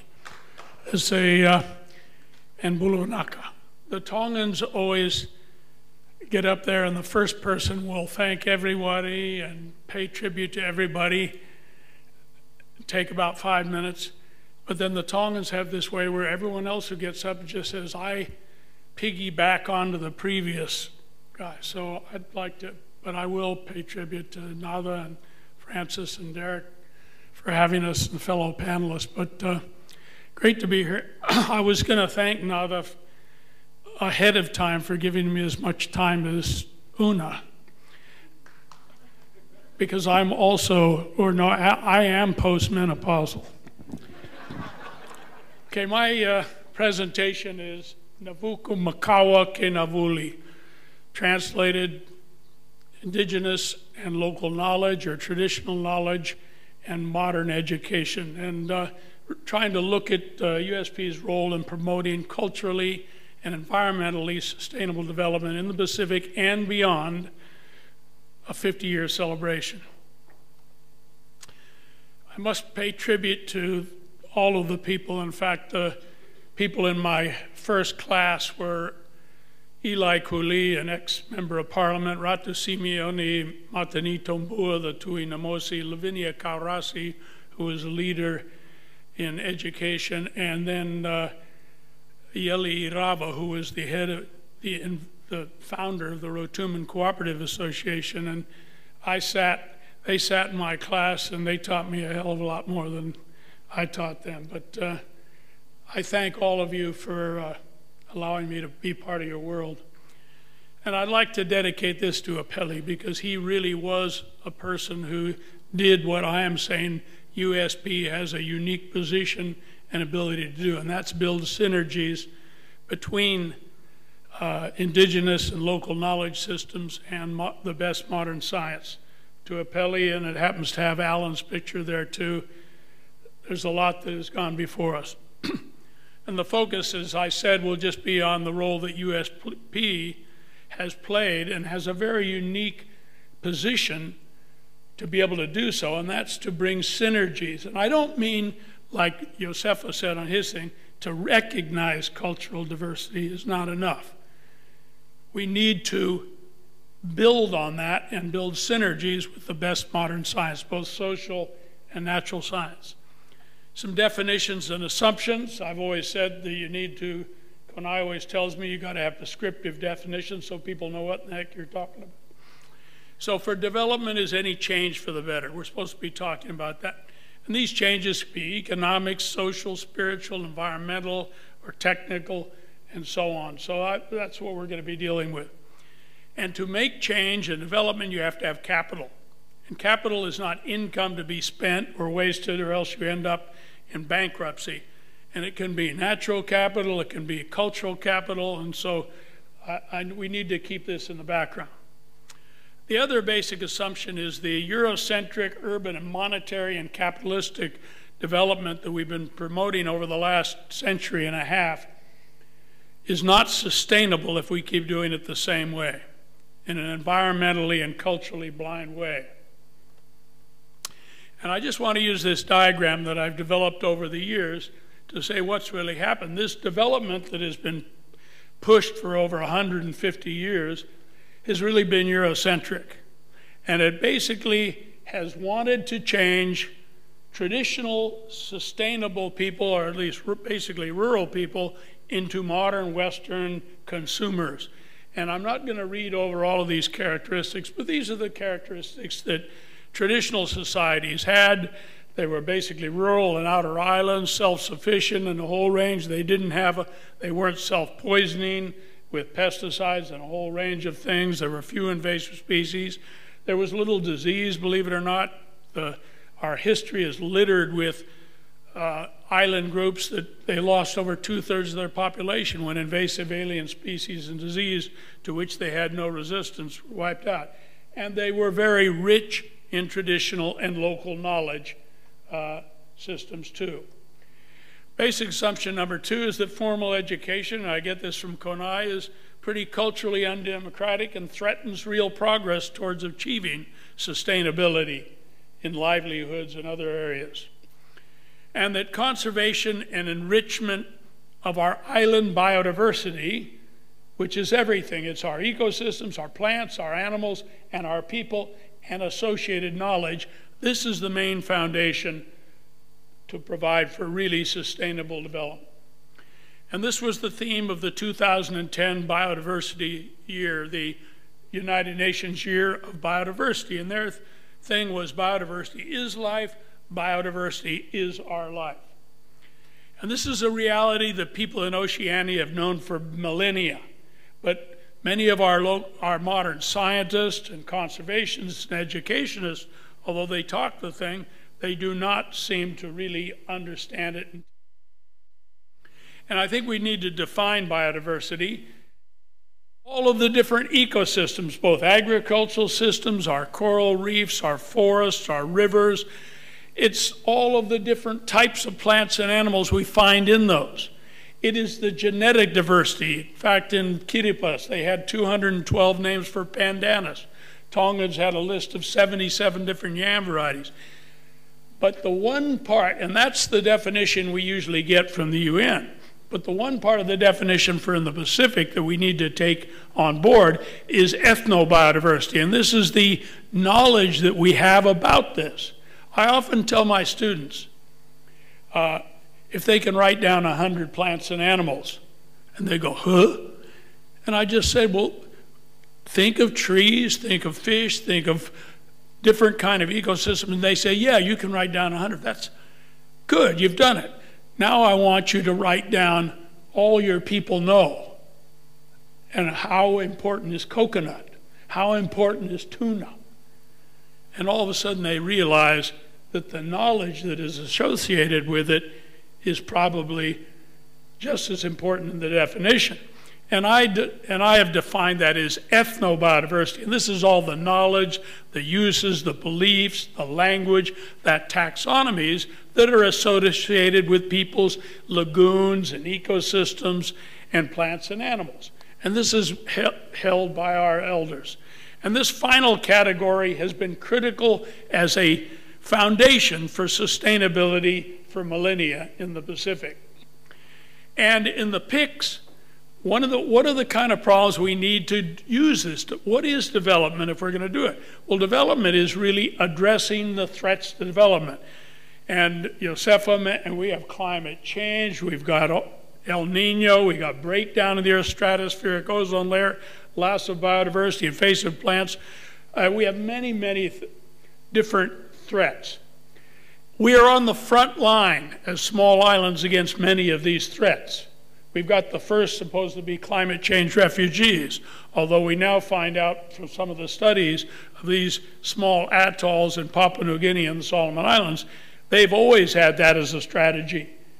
But now they're getting money from climate change because whenever they had a drought, half of their population died before they had transport. So they always had strategies to go live on mainland this. And to me, the loss of this ethnobiodiversity, this ILK, indigenous and local knowledge, is probably a greater threat to sustainable in the Pacific than all of these other threats. In fact, if we don't save this, we won't be able to address those other threats. And this diversity is co-evolved with our people for millennia. Although we have most of these places didn't even have written languages. This is all knowledge that was passed down orally. Most of our places didn't even have an alphabet or anything until the Bible was brought in. And so this knowledge is being lost in the rush for modernization, breakdown in oral traditions, and overexposure to formal education, mass media. Overexposure to E things rather than B things. Ethnobiodiversity, it's an accelerating trend, increasingly isolates our young people from their elders. They don't have time to sit down and talk about it. They don't want to hear about it. They're on their cell phones. So my basic premise is that in the rapidly changing Pacific, we need to build synergies between this ILK and modern science and social science. And then we're going to be able to address these things. And USP has a very, very unique and well-placed role to do so. I can't think of any other institution that could. And OCAPS, PS, PPS,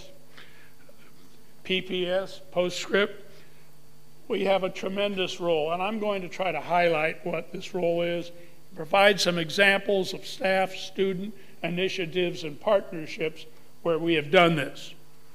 And I've already said this. That, I think, to me, is our most exciting, most important role, and I'm going to provide, and we have done it. We've walked the talk for 50 years, and I think we need to celebrate it. And as Una and Josefa said, is we have a heck of a lot to be proud of. We're not perfect, but we got to move forward and do this. And we got to achieve a balance.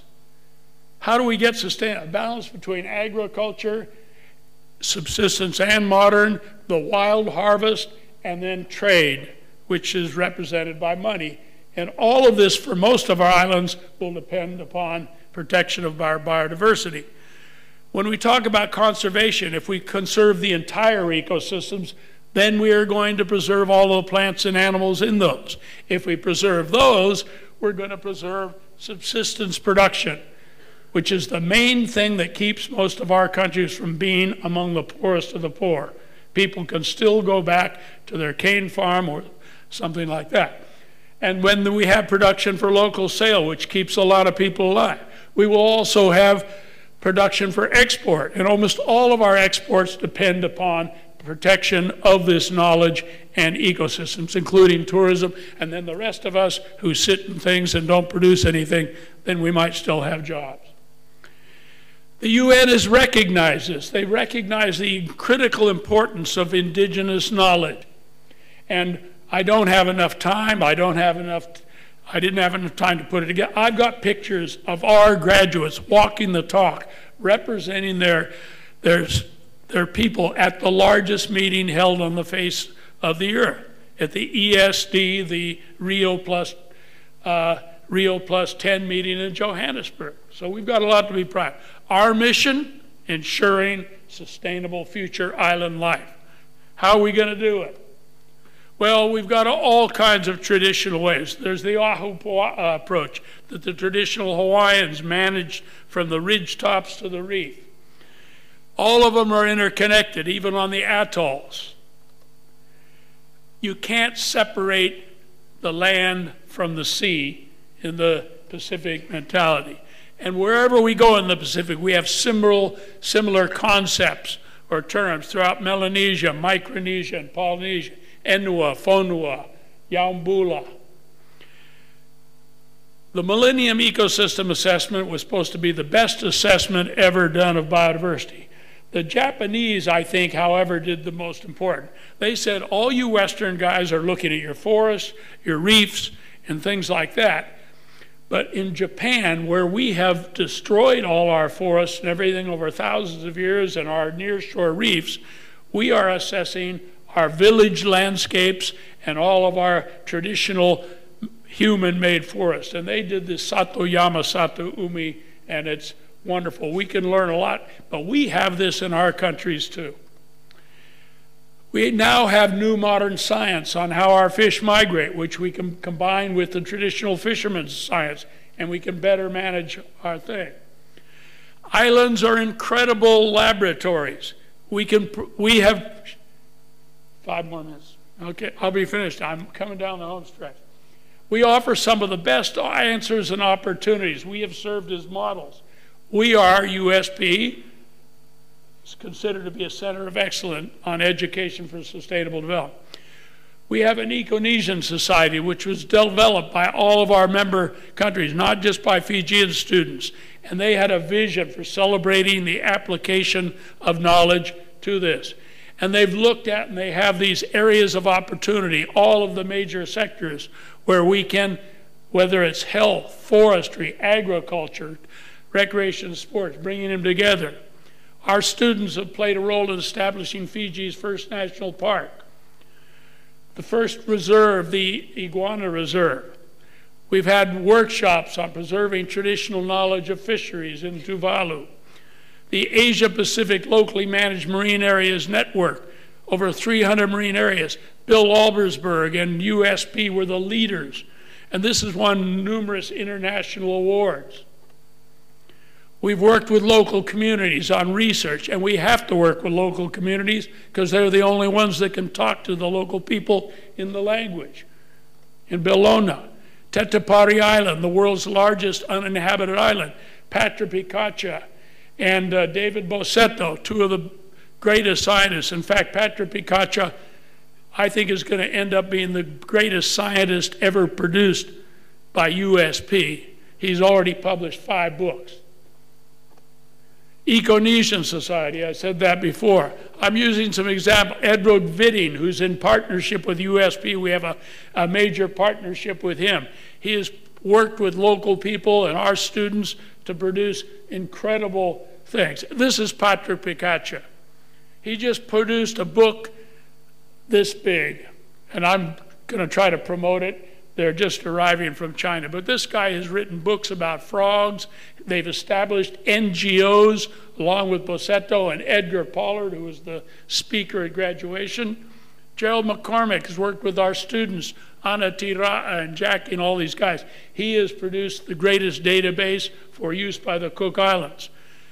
We worked with Irene and the center in Majuro with 58 women to produce a book about their medicinal plants because they wanted to preserve this knowledge. And it's in both. We have books on the vegetation of Nauru. Marine protected areas based on natural knowledge, partnerships with the National University of, or New Caledonia University, USP, and IRD, working with local knowledge. Launching of Fiji Marangeti Vici, which is now the head of it, passed on by Dick Watling to Nunia Moko, one of our great graduates and probably one of the best young conservationists. The launching of the Great Sea Reef, Ratu Isaiah Katunivere, one of our graduates, the Tui Madhuata, one of the third largest reef in the world. Kambara, Sandstone, Francis Orecki, a program, Climate Witness, sustainable livelihoods based on improved use of Vesi wood for carving kava bowls. The Upper Navua Conservation Area, Jone Niukula and all of our students, they're our students. The first Ramsar site in Fiji. Our students working with the government of Tonga, we planted 10,000 trees because they were losing their entire coast in Tonga. We planned this, we planted the trees. the Great Green Wall. This is the Chinese Great Green Wall. 20,000 trees, 100 different species. This is what it looks like on the coast. They were losing their buildings, they were losing their crops, and there's the Green Wall. Sago Palm Recovery Scheme. Isaac Rounds did his master's thesis on sago palm and started a sago conservation project.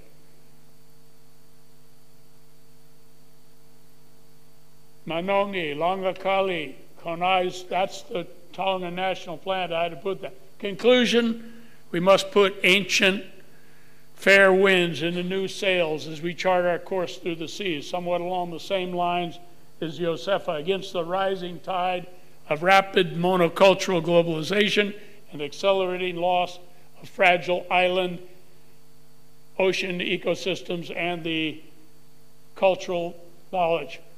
Here's just a couple final pictures. And my final statement is, I think the greatest example of combining traditional knowledge with modern knowledge is taking traditional Fijian rugby prowess.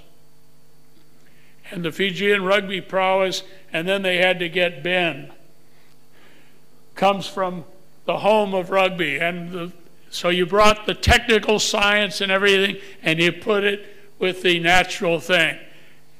And they won that tournament. But then the next week, Australia came in. And they have a fantastic, they had just won the World Cup in rugby and everything, but they had to get a Welsh coach. And so again, bringing together modern and traditional. And then who won the next tournament? The United States of America. Who? The United States of America. Well, they've got all these big American football players, the best athletes on earth. And they had to get an English coach. So, bringing together, the conclusion, we must bring together and build synergies between indigenous and local knowledge systems and modern science. Traditional knowledge alone will not work, given the emerging threats that we've tried to show, the changing aspirations of people. So we must bring them together. And the way we do this, USP graduation. I never went to any of my own graduations, but I always go to the graduations, to celebrate the graduation of my students, often to take pictures of their garlands. So really the future of the Pacific is in your hands. It is in our hands, and I think we've done very, very well. I think our ship has gone a little bit adrift lately in terms of the regionalization, and I think we need to focus on that, and Nuna brought that out. Binavalevu.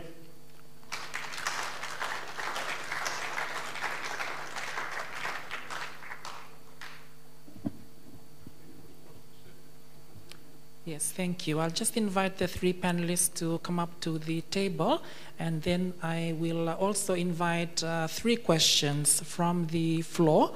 So if you'd just like to raise your hand and identify that you have a question, I will ask you to present your question briefly and also to direct it to one specific member of the panel so that they can then answer your questions. I know there's nothing more punishing to somebody who's passionate about their subject area than to give them a time limit. However, as we're bringing together indigenous local knowledge and modern scientific knowledge, we are also trying to operate according to a time frame this evening. So can I please see any hands who might like to ask questions tonight, or do you feel that they have said it all? So I see one question at the front. I recognize the Deputy Vice Chancellor. And I'll just give one more opportunity. This is the time to raise your hand. If not, then I will take it that that is the only question for this evening. And you might want to ask your other questions outside. So one last sweep of the audience for any questions that you might have. I think, Una, we're going back to the Pacific classrooms where silence reigns. Yeah. And Sione. So I recognize those two hands. I'll invite DVC Armstrong to ask his question, and please direct it to at least one specific member of the panel, and then we'll have Sione's question after that. Thank you. Thank you very much, and thank you, everybody. Wow. I think I could ask all the panelists, but if I got to ask one, I'll ask Inezi. And it's a question about USP, but it's a question about the role of a regional university. And I'm interested in having heard the commonalities across the three contributions tonight, which have been so moving as well as exciting in the way that I thought they would be, and challenging in the way that I thought they would be.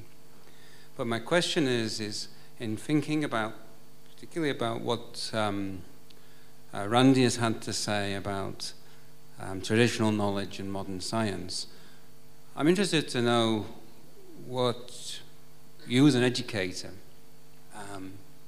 feel about the way in which USP could develop, should develop, or might develop its curriculum to capture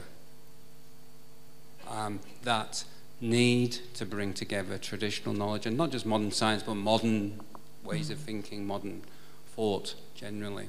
How that can be reflected in and developed through the curriculum of the university, so that it actually feeds back and contributes to the development in a sustainable way, as has been described by both our other speakers tonight, and a meaningful way for this region. Thank you.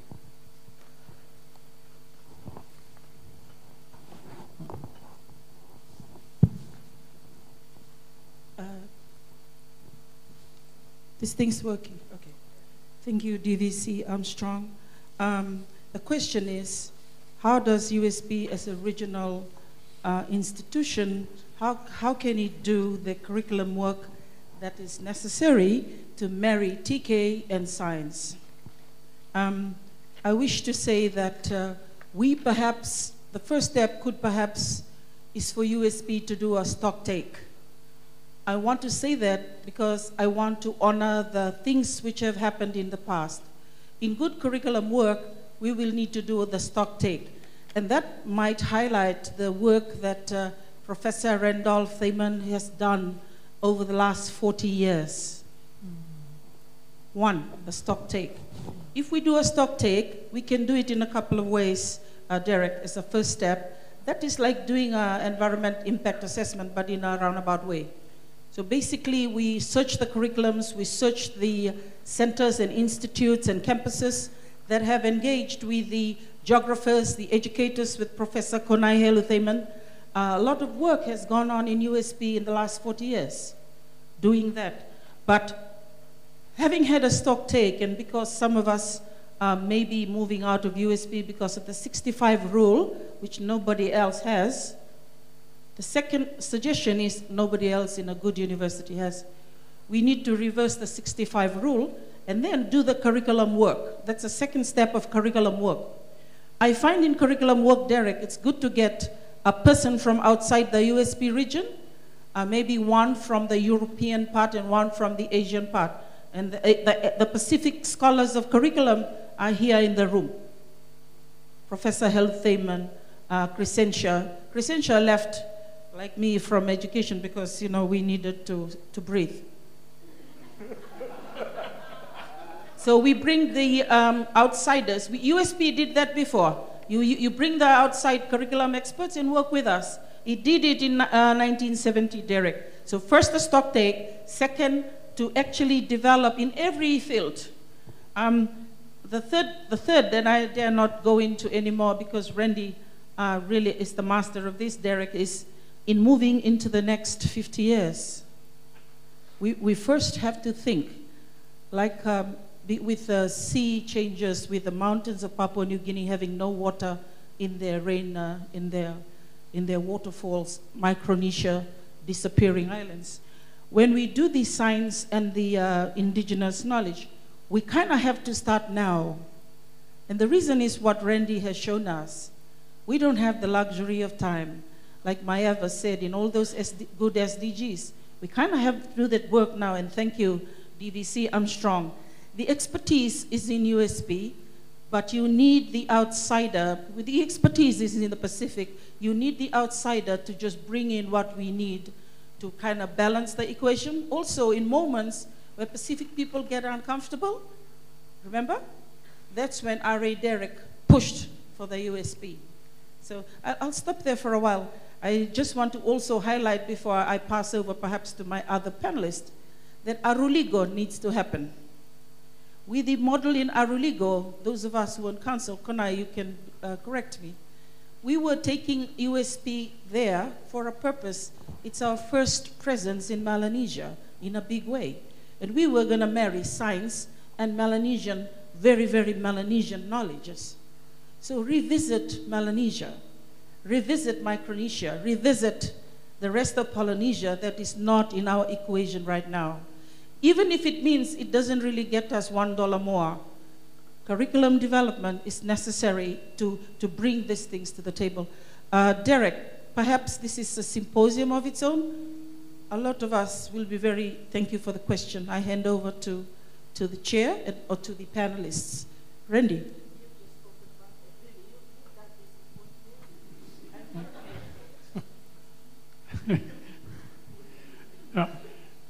I think that, there's been a lot happening, as you said, in Konai, that we have a lot of really bright spots in many of our disciplines that the real challenge, and they have done that. They've tried to bring the best social science, the best humanities, the best pure science, and they have married it with that, and probably the most exciting research. And I would almost say that every person that has done a postgraduate degree under me during my 44 years here has done that. And they have found that that's the most exciting thing, is to do work in their own communities. I'm just going to give you an example. An Indian girl came in. We're not allowed to call them Indians anymore, but an Indian girl came in. We don't even know what they are because the census data doesn't have them. She came in and she said, Randy, I want to do a study of Fijian traditional medicine. And I said, that's wonderful. How's your Fijian? She says, not very good.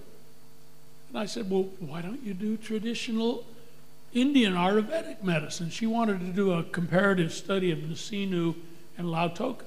I said, they must have just as rich a medical thing as the Indian. And many of their medicinal plants are the Fijian plants anyway, and they don't even know the Hindi names for them anyway. They know the Fijian names. And she did one of the most wonderful studies I have ever done. But we haven't said much about that.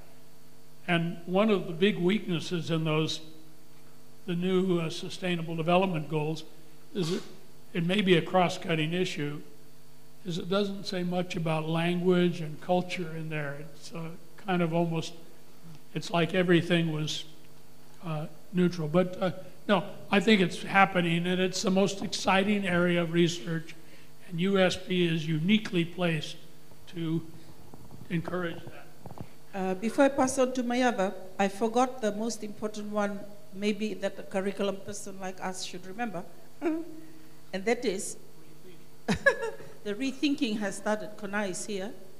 Some of us are here. We've done this work across the Pacific. We just need the scientists to learn. In the Pacific, there are 1,500 languages.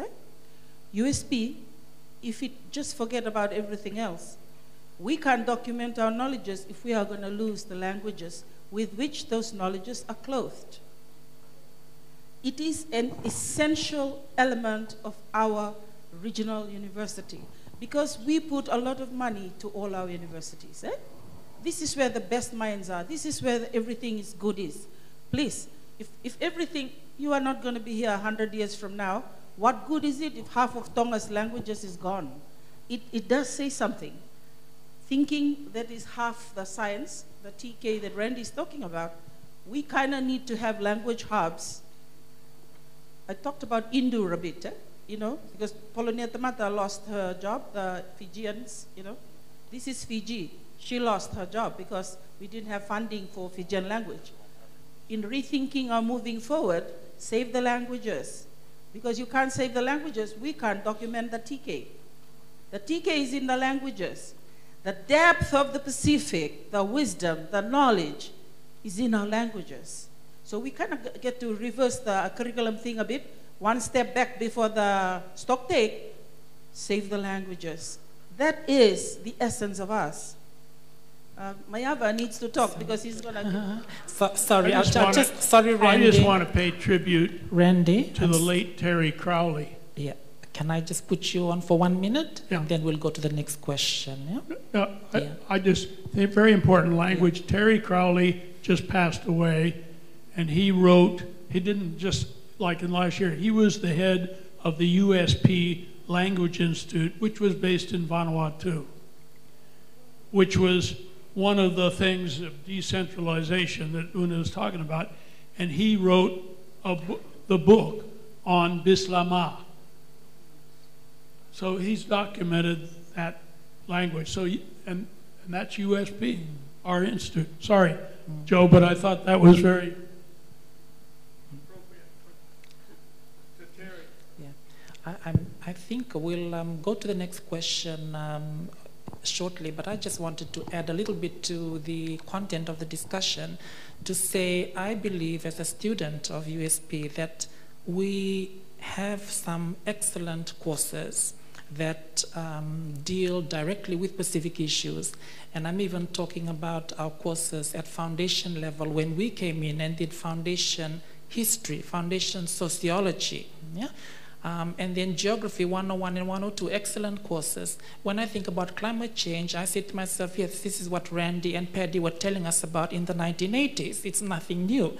But what we didn't do was to listen and to learn. And when I say we, I mean the whole world. We knew about this in the 1980s because we were taught this in GE 101 and GE 102. But what we haven't done is to do what Una was challenging us to do, listen first, listen more. That is the beginning of learning. So we will now listen to the question from Sione. Do you have the mic? Thank you. I'm sorry, but my question is already addressed. I was going to ask the same as the TVC was asking. But just to a new question that comes up, that's to Una. You proposed that to create professors for Pacific Island people at USP, and that means we have to ask them to come back, because there are so many of them there, they don't want to come back.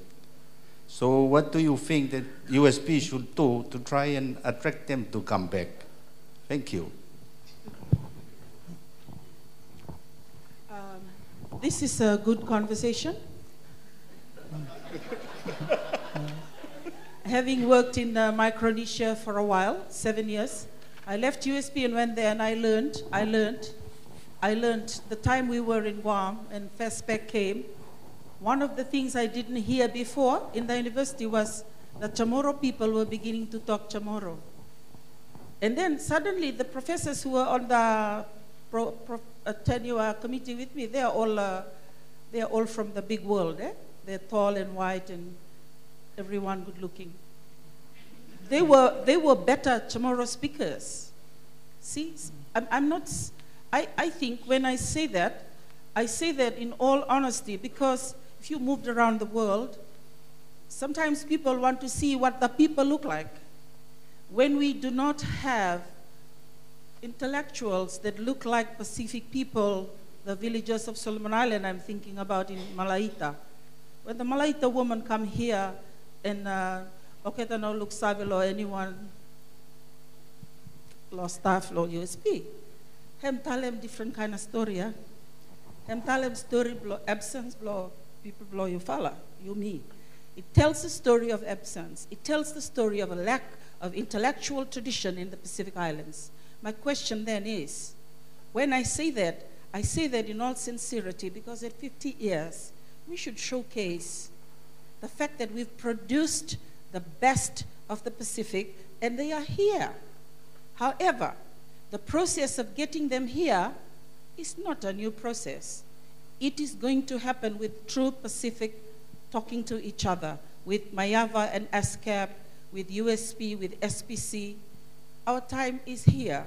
Our time of awakening is here. We need our people. Then we would have arrived at some point of independence.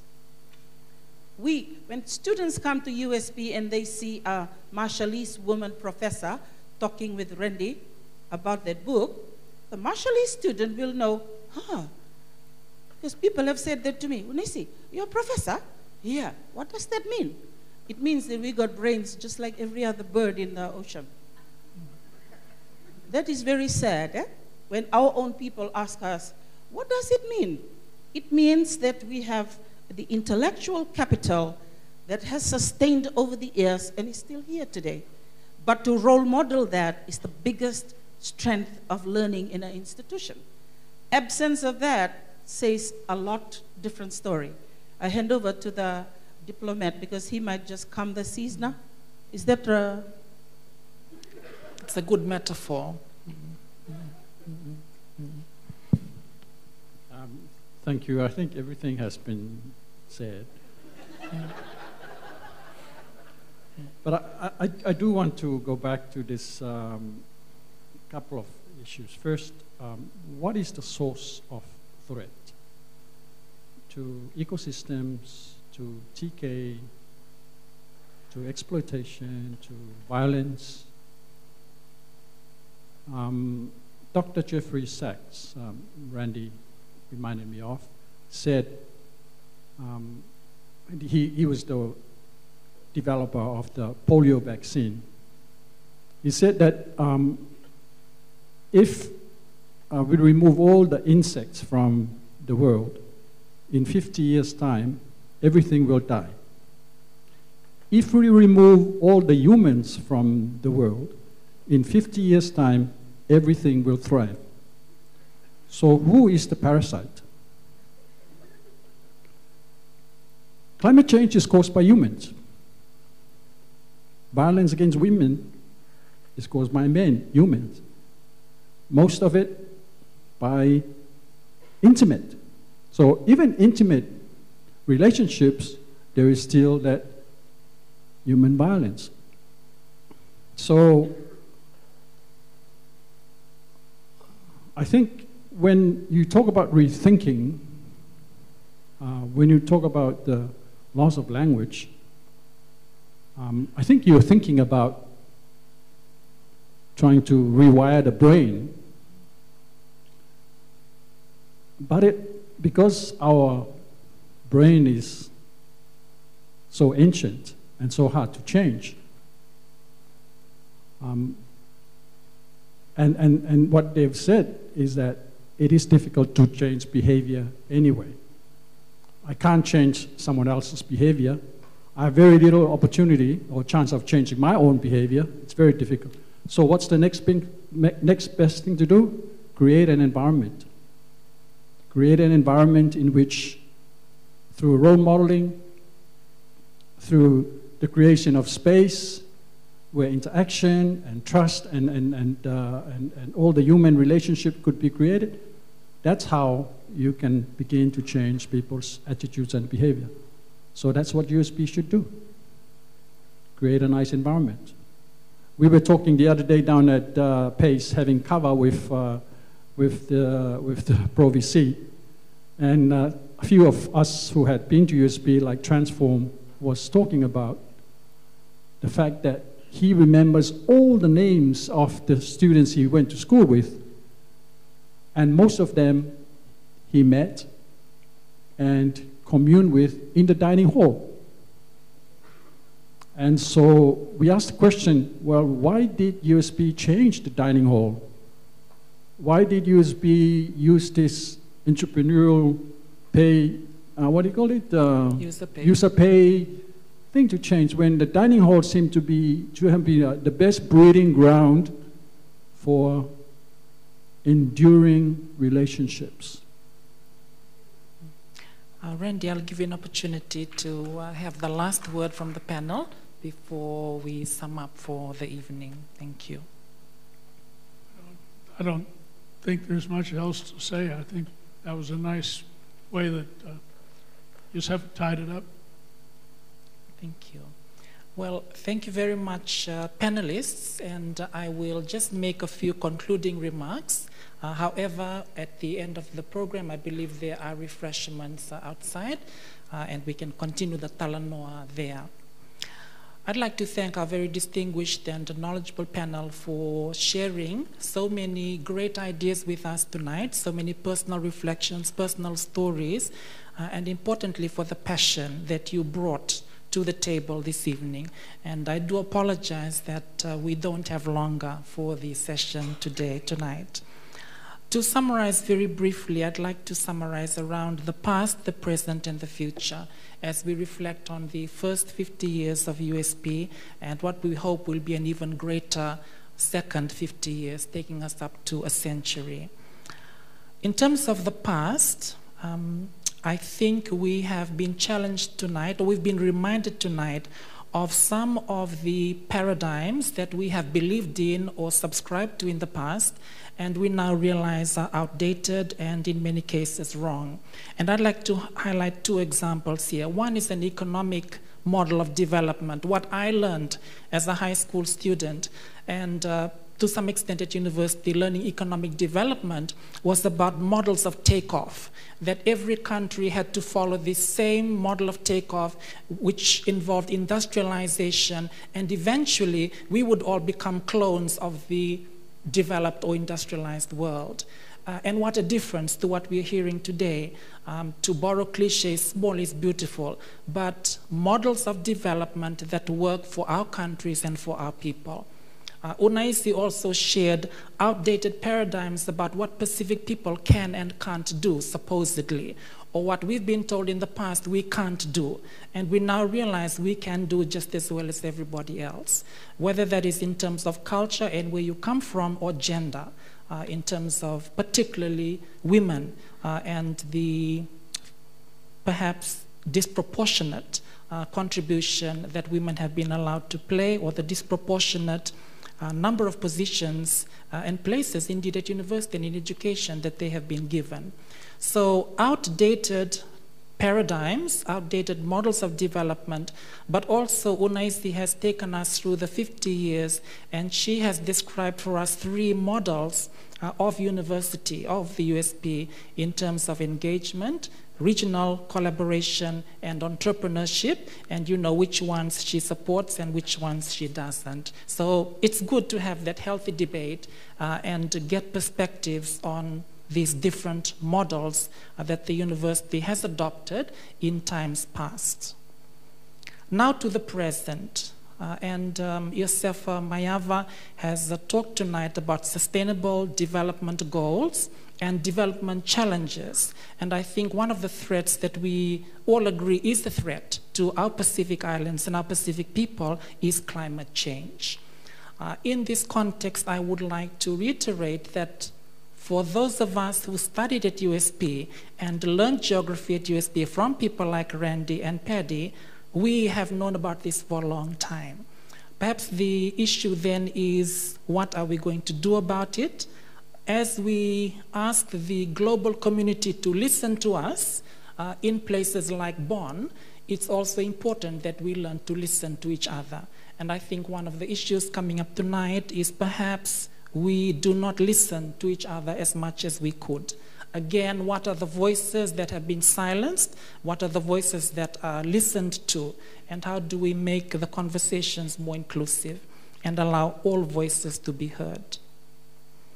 In terms of the future, there was a lot said tonight, a lot shared tonight. I know that DVC has recorded all of these, and I would just share a few, or just reiterate a few. I think one of the messages that I heard from the panel was the importance for USP in moving forward of having a strong Pacific flavor. And the suggestion that that resides quite well with the Oceania Center, but perhaps is something that needs to be driven more strongly within USP.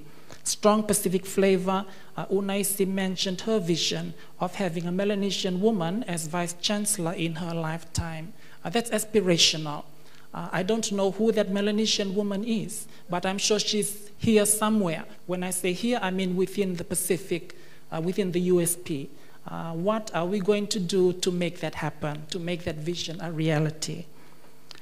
Taking responsibility, self-reliance, valuing diversity, and in particular, the role of women in the university. So that is my humble attempt at summarizing the discussion this evening. I know there's a lot that has been said, and we are fortunate to live in a digital age where this has all been captured for us on video, and we will be able to go back and listen to that. We'll be able to go back and debate that. We'll be able to go back and reflect on that. But at this point, as we bring the evening to a close, I would thank our panelists and also the Oceania Center for hosting tonight's session on higher education in Oceania, reflections on USP's role in regional development. I believe the panelists have delivered in terms of the topic, and I would put a challenge to all of us here tonight. We've come, we've listened, what are we going to do about it? And I would leave those thoughts with you this evening. Please join me in thanking all of the panelists.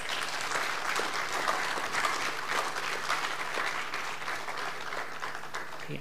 And I'll also invite Waisia to come down and move a vote of thanks.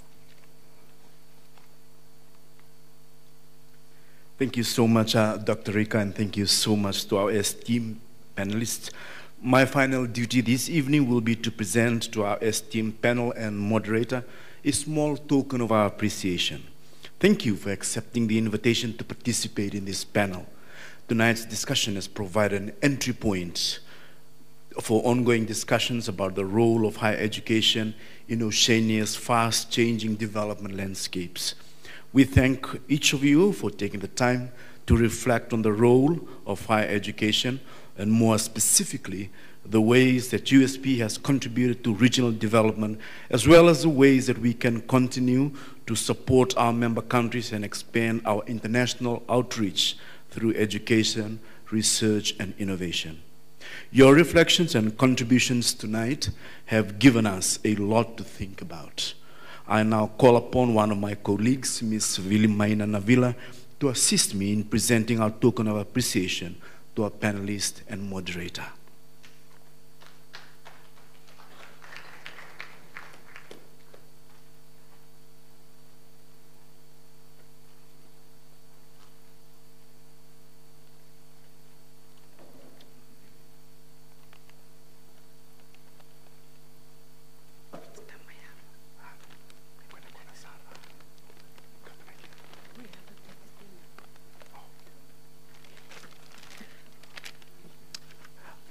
Ladies and gentlemen, our first panelist, we're going to call upon Mr. Yosefo Mayava. Let's give Mr. Yosefo a big round of applause.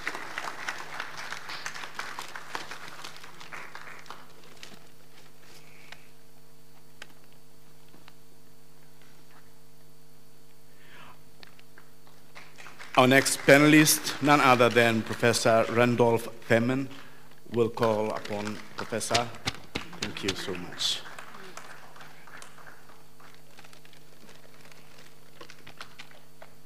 And Professor Unaisi Nambombo Mbamba, nakabakaliw Professor Una.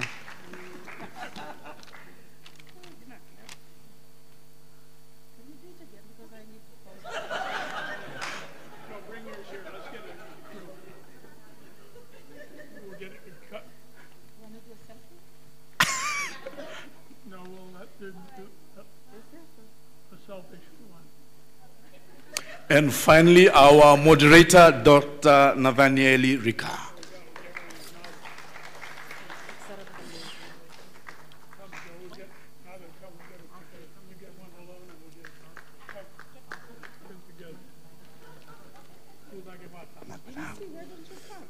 Grace the occasion. Francis, Mike, Sao E. Again, I wasn't smiling. Darling. Yeah. Okay.